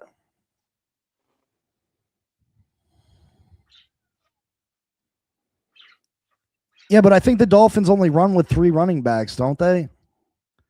Do they have more than 3 running backs on a 3 running backs, Michael K? What's that? Do teams typically go into carrying more than 3 running backs on game day? They usually have 3 running backs and a tight end, or and a fullback. I'm sorry, 3 running backs and a fullback. Well, the Bills did anyways because they had Cook, Davis, and Ty Johnson, and we lost our running back Gilliam or fullback Gilliam to I believe the Giants. Oh no, Gilliam might have went to the Patriots. So we currently don't have a fullback. Yeah, I don't think we do now either. Because we let go of what's his face. Mike Jones says people take shit so literally. You should be able to speak your feelings. I would rather someone tell me their true feelings rather than be fed false hope. Obviously, Mike Jones, I'm a bad person. I need to change. I need to be a better person, obviously. Let it go about the grade. Who's talking about a grade right now? Who's talking? We're talking about the players. We're talking about undrafted free agents. Kresmerick can also be a H-bag. Yeah, he can. Listen, you don't have to talk me into it. I'm not going to agree. Again, nothing against the player. I'm sure he can be H-back. I'm sure he can be a hell of a blocker for us. Julian Hill was a hell of a blocker. Look how that turned out. But I hope the guy turns into Rob Gronkowski. I hope he can develop his receiving, and I hope he turns out to be a great player. I really do. I don't wish hate on the kid. And a lot of people will hope that they're right, even if it means the downfall of their team. I'm not one of those guys. I hope I'm wrong. I hope I'm wrong about all my takes, because this is just a hobby for me. I enjoy talking with all of you. I enjoy the camaraderie, but as far as being right, I'd rather see my football team win games than be right.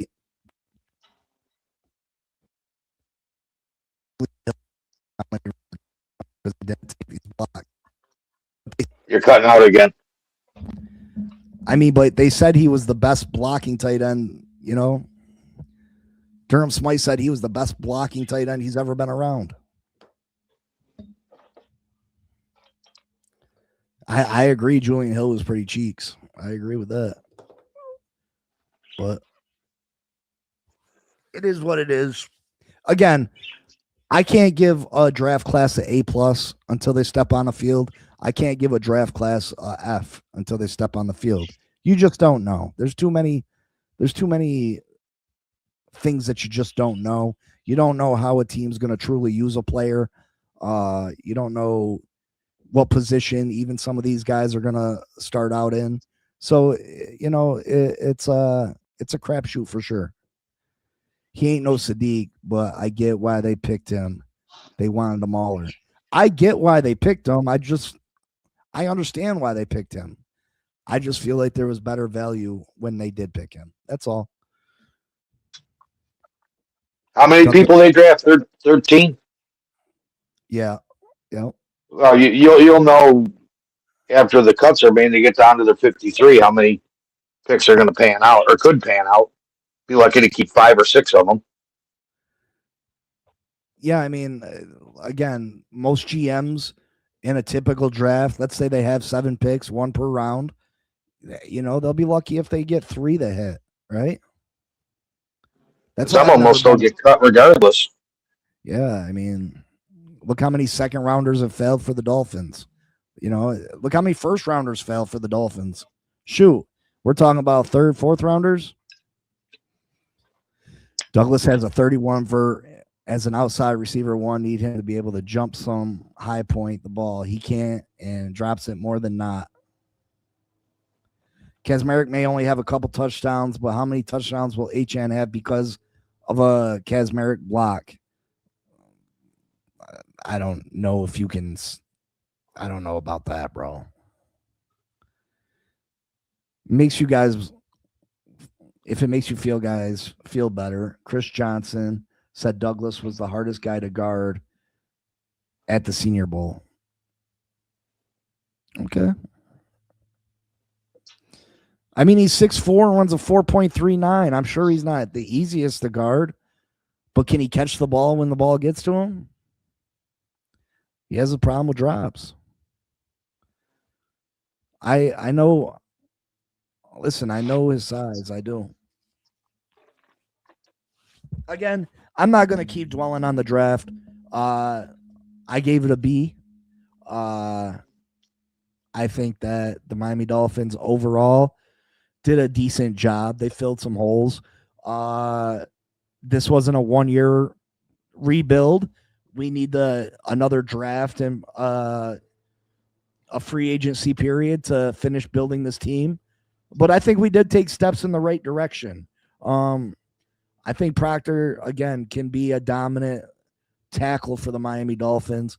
And if he can live up to the hype and he can make that smooth transition to the right side of the line, the Miami Dolphins hit a home run. Chris Johnson, I think he's one of the better corners in this league. I would have loved to have had Mansour Delane, or I really wish McCoy would have been healthy. Obviously, McCoy wasn't. Chris Johnson, I like him a lot. Jacob Rodriguez, you got to stop comparing him to Zach Thomas. You got to. He's never going to live up to that hype. You're just going to disappoint yourself. He's a high IQ guy, high motor guy. I think he's going to be a very good player for the Dolphins, but please stop comparing him to Zach Thomas. But yeah, I think overall the Dolphins got some good playmakers. They added some talent to this football team, and hopefully we can continue to build something. Hopefully Sully can pull the most out of these players, and hopefully Halfley can, and Sully continues to add a couple pieces before the season starts. But yeah, this is just the first steps in the process, right? We all knew it was going to take more than just one draft. And then, obviously we're going to go through some hiccups this year. For you fans out there that think that we're going to be better than last year, if you think we're winning 7, 8 games, I feel bad for you. We got a tough schedule this year, and I know you can't really go based upon schedule because injuries happen and things happen.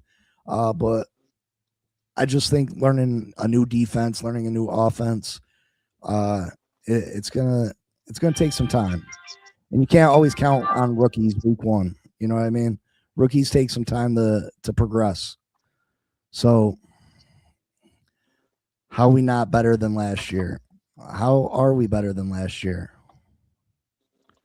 How are we better than You're last better. year? You're better at the quarterback position by default. We are. How are we better than last year? We lost Fitzpatrick. We lost who we lose to you? Oh, Bradley Chubb, which I'm not excited about. Yeah, I'm having a brain fart. Bradley Chubb. Oh, We lost we got somebody else too. we lost Tyreek Hill. We lost Jalen Waddle. We lost Darren Waller. We got another Dolphin player too, Who the hell did we get? They were still players for us last year. They were still key contributors. You can't plug young guys in and expect them to come on.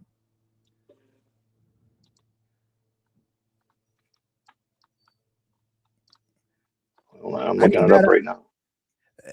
Bad out of hell. I'm a gambling man, my friend. We can do that. We can do that. But I don't want to bet on the Dolphins to do bad, though. Waddle didn't step up. Which one of these receivers are going to be better than Waddle this year? Which one of these receivers are going to be better than Waddle this year?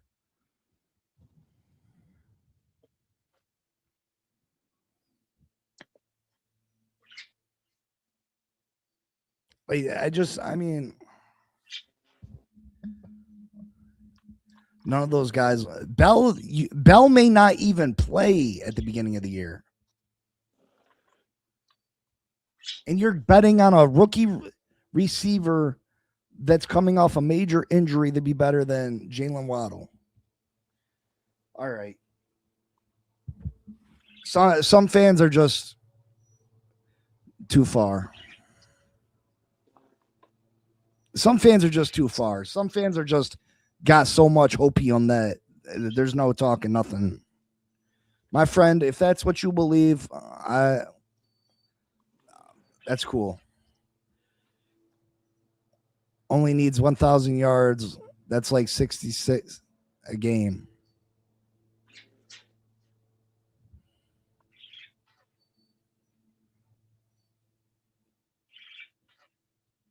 $700 yards, sure. I don't think he'll necessarily do that. But it is what it is. Hopefully you're right. But I don't see us winning.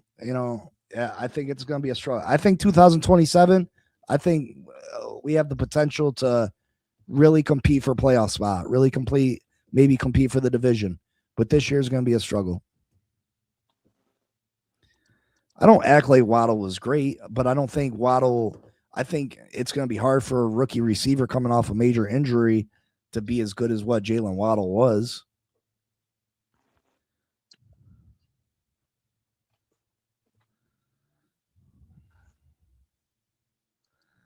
I'm not saying that Waddle was an all-pro last year, not at all. But you're betting on a receiver coming off a major injury that has never produced at the pro level to be better than a guy that Denver just gave a first-round pick for. Bella's already running 18 miles per hour. That's not the issue with ACL injuries. ACL injuries typically it's not so much about how fast you can run the line. It's about cutting. It's about, the different things you have to do making football moves.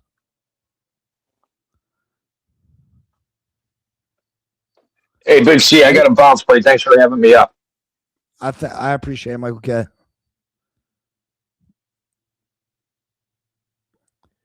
Waddle never lived up to the number 6 pick. Oh, I agree. I was one of the biggest critics on Jalen Waddle. I always thought he was number 2 wide receiver at best, not a number 1 guy. It is what it is. Joe, I needed you in here today. I've been taking a beating, brother. I wouldn't rush Bell back anyway. That's the reason they drafted 3 receivers. I wouldn't rush him back neither. There's no sense. There's no sense to try to get him ready for week 1. For what? Joe says the draft was a C. You better watch your dirty mouth. I'm taking a beating for saying it was a B. Better head coach, better quarterback, better D. You don't know that he's a better head coach. You don't know that yet.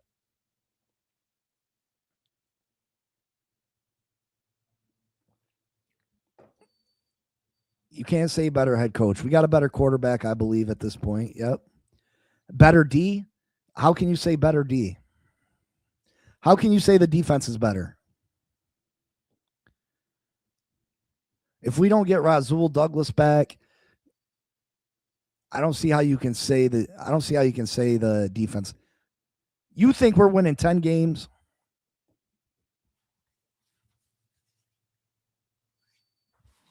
I got $100 says under. Jalen Tolbert had the best chance to have 1,000 yards than any receiver on squad.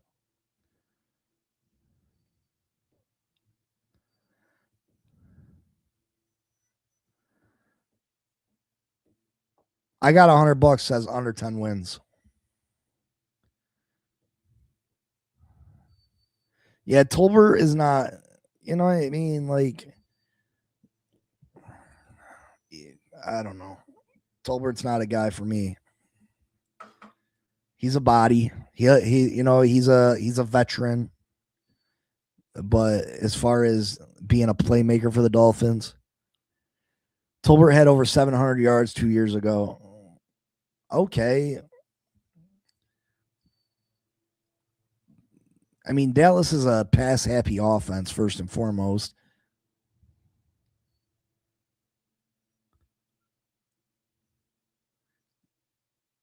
You said you got 100. You just said 10 wins. Now you saying you got 100 for more than 4? That's a pretty big drop-off.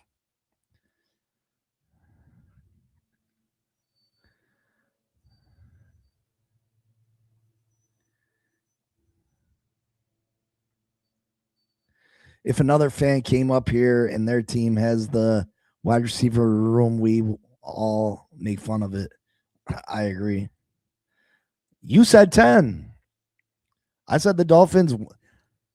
I said I don't see them winning more than 4, but you said they were going to win 10. I got $100 says they won't win 10 games. 4 games is really low. They won't be as good as last year.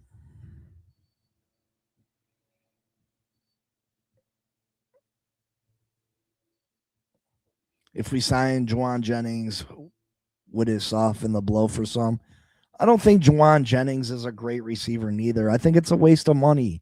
Continue to build through the draft. If there becomes a great receiver available in free agency, then go get him. But Juwan Jennings, I think you can draft a guy that's as good as Juwan Jennings. So after 3 days of study, the Dolphins, you got the player with the best projected traits ranking, which is impressive because other teams went.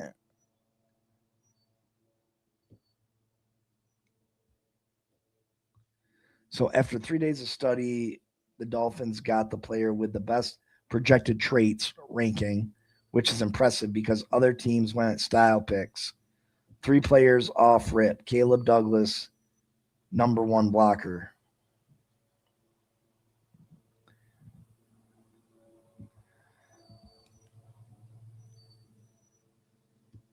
Tolbert had 7 touchdowns last year. Okay.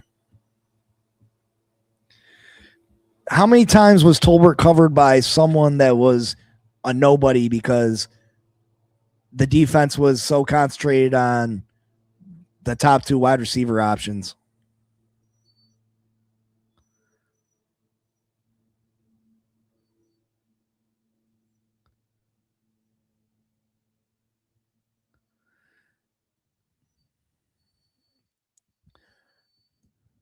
If Tua wasn't losing games, the D was. We better. The defense isn't better this year. It's not. It's not.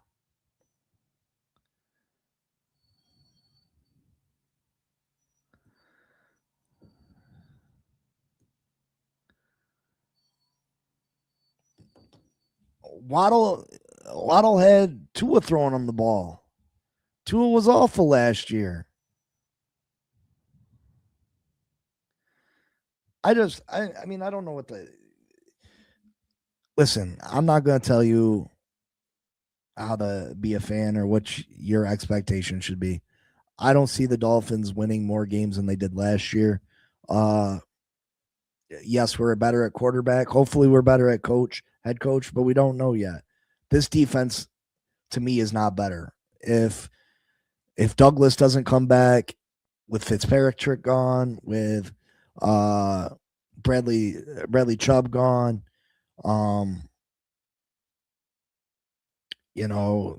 who's the other corner we lost?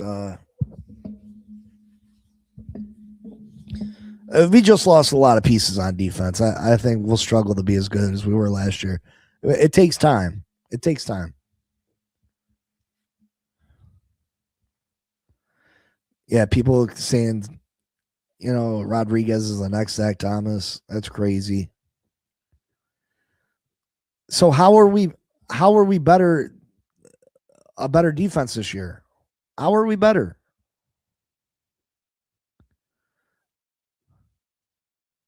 If our defense was that bad last year, how was it better this year?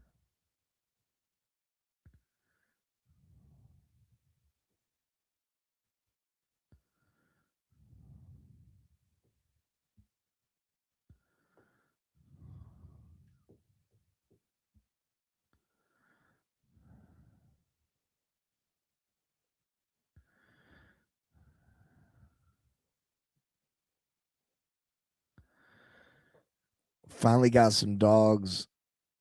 Jacob Rodriguez, Kyle Lewis plays strong safety. He will play nickel. So Kyle Lewis is going to be better than Fitzpatrick was last year. Jacob Rodriguez, how much time is he actually going to see? Is he going to outseat Chris Brooks? Is he going to outseat Dotson for a starting role?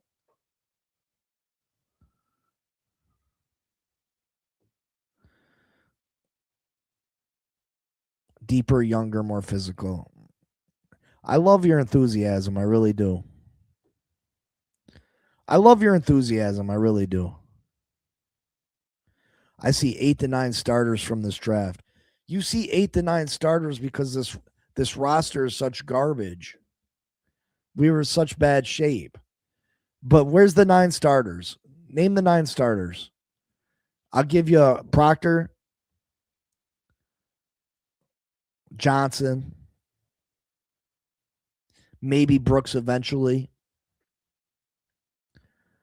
and then maybe one more. There's 4 starters from this draft. Or no, wait, I give one of the receivers 5. 5 players from this draft class will be starters.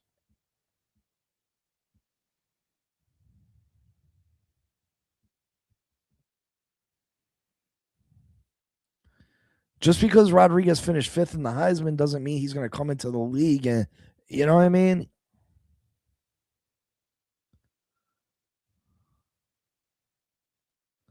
And that's just because our roster is really bad.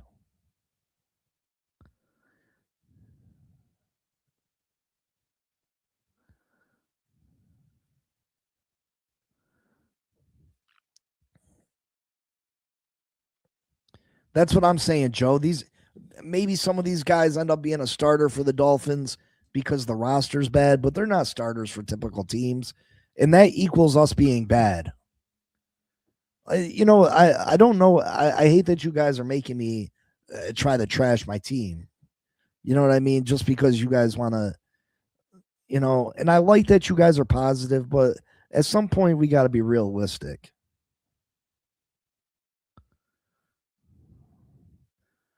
You're counting Bell before he's healthy. He's not even healthy yet.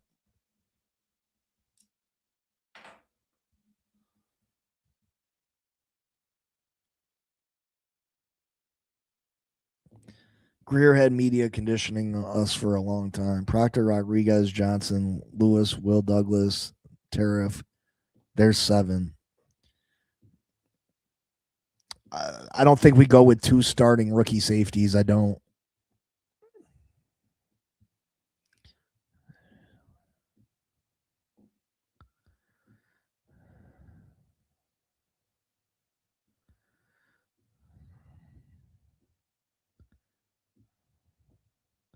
I didn't say that he's not going to play at all this year. Maybe he shouldn't, though. Let him rest it.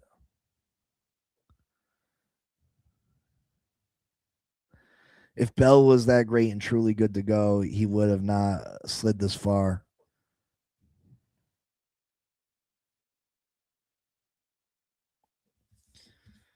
Again, I hope you're right. I love the optimism. I really do. I'm not gonna have false hope though. This is not a 1-year rebuild. We need more pieces. We're gonna struggle this year. And I think struggling, if you look at it, it's honestly not as bad as what you think. Yeah, it'll be tough this year. It'll be tough losing games. It's always tough to lose games. But I think the 2027 draft, if we can get a high pick in that draft and get some more difference makers and the amount of cap space that we have next year, I think the Dolphins can be really good in 2027. So if we can get the rebuild, if we can say that this team can compete for a playoff spot in 2027, I'll say the rebuild's a success.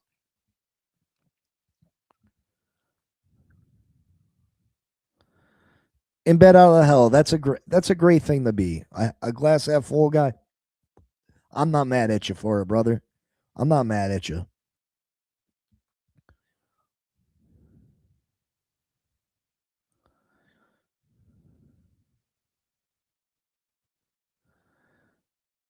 We had a great draft. I want to say it was a great draft. I'll say it was a good draft. A great draft. You can't say it's a great draft till these guys hit the field and we see what they can do. Just like you can't say we failed at the draft. You can't give it an F because you don't know. I'm mad at you. Just kidding. Hey, brother, I'm just giving my point of view. I hope you're right and I'm wrong, brother. I really do. I really do. But I don't want to continue to dwell on it. I don't want to continue to talk about how bad the Dolphins are going to be. I want to look at the positive things. I want to talk about the positives. I want to talk about the players that are going to help us get to the next where we want to go. You know what I mean? I want to talk about the good things. There might not be a lot of wins to talk about. There might, but I want to talk about the players that we see as future, like real life future contributors, not just contributors because we got a poor roster right now.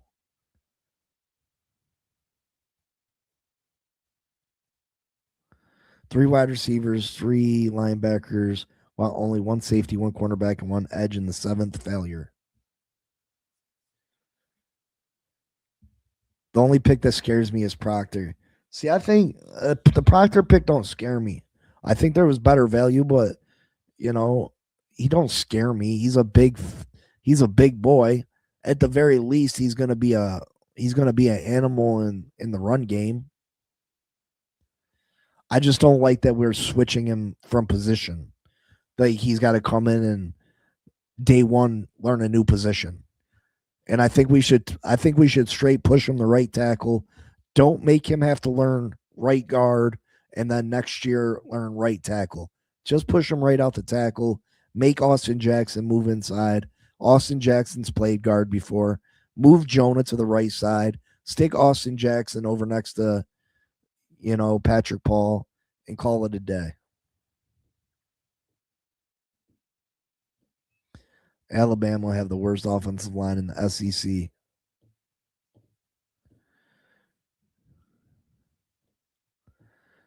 Patriots projected 4 wins last season. They won 11. The Patriots were the worst Super Bowl team I've ever seen. The Patriots were the worst Super Bowl team I've ever seen. Are you saying that the Dolphins may go to the Super Bowl?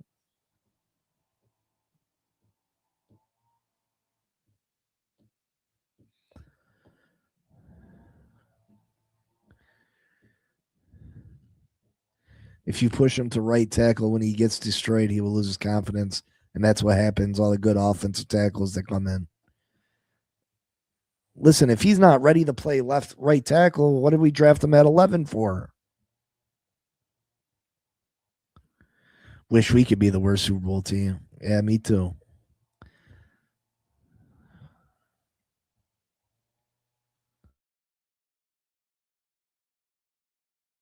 For DJ Campbell now, that man might start over him. Who knows? Maybe. Shock the world, baby. Listen, bat out of hell. If that's real life, I'll bow down to you, sir. I'll take it. Shocking the world, that'd be awesome. All right, I gotta get out of here. I'll be back. I love y'all. I appreciate y'all. Friendly discussions. Listen, we're not gonna agree on everything, but what we do agree upon is we want We want all the great things for the Miami Dolphins. We deserve it as a fan base. For too long, we have suffered through mediocre football play, mediocre moves by the upper management, mediocre coaching. Hopefully these guys are different. I truly hope that they are. And hopefully this is the start of something beautiful. Not everybody's going to love every pick. Not everybody's going to love every move that's made. But as long as that we make more good moves than bad, I guess that's what matters. But I'll talk to y'all later. I appreciate you all. And fins up. Make sure you hit that like button for me. Please help the channel grow. And I appreciate it. Hit that like button. Until then, fins up. Peace. Yeah. It's Big C. Fin Posse Podcast in the building. If you hating on the Fins, turn this up louder. I grew up on Shula. Chalk lines, cold rain, Marino in the pocket, dropping dimes, pure flame. 7-2 perfect, you can't say a thing back. Undefeated on your head, living rent-free fact. Jason Taylor off the edge, helmets turning skyward. That thumping chest, every hit like a siren. You talking about rings. Get your history straight. We the reason that the word perfect holds weight. It's that Fin Posse.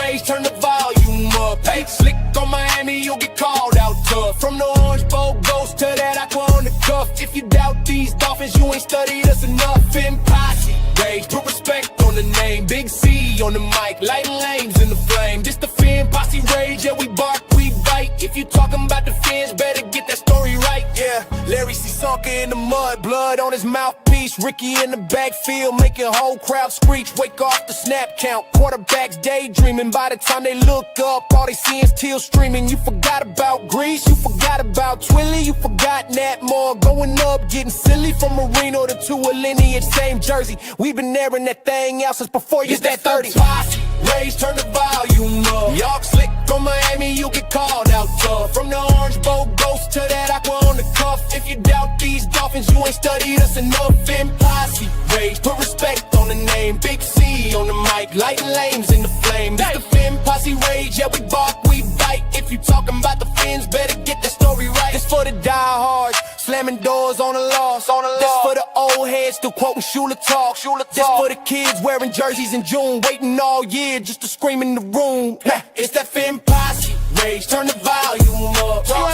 On Miami, you'll get called out tough. From the Orange Bowl ghost to that aqua on the cuff. If you doubt these Dolphins, you ain't studied us enough. Fin Posse rage, put respect on the name. Big C and the crew, let them drown in the shame. It's the Fin Posse rage, yeah, we bark, we bite. Fin Posse Podcast, get the Dolphin story right. Woo!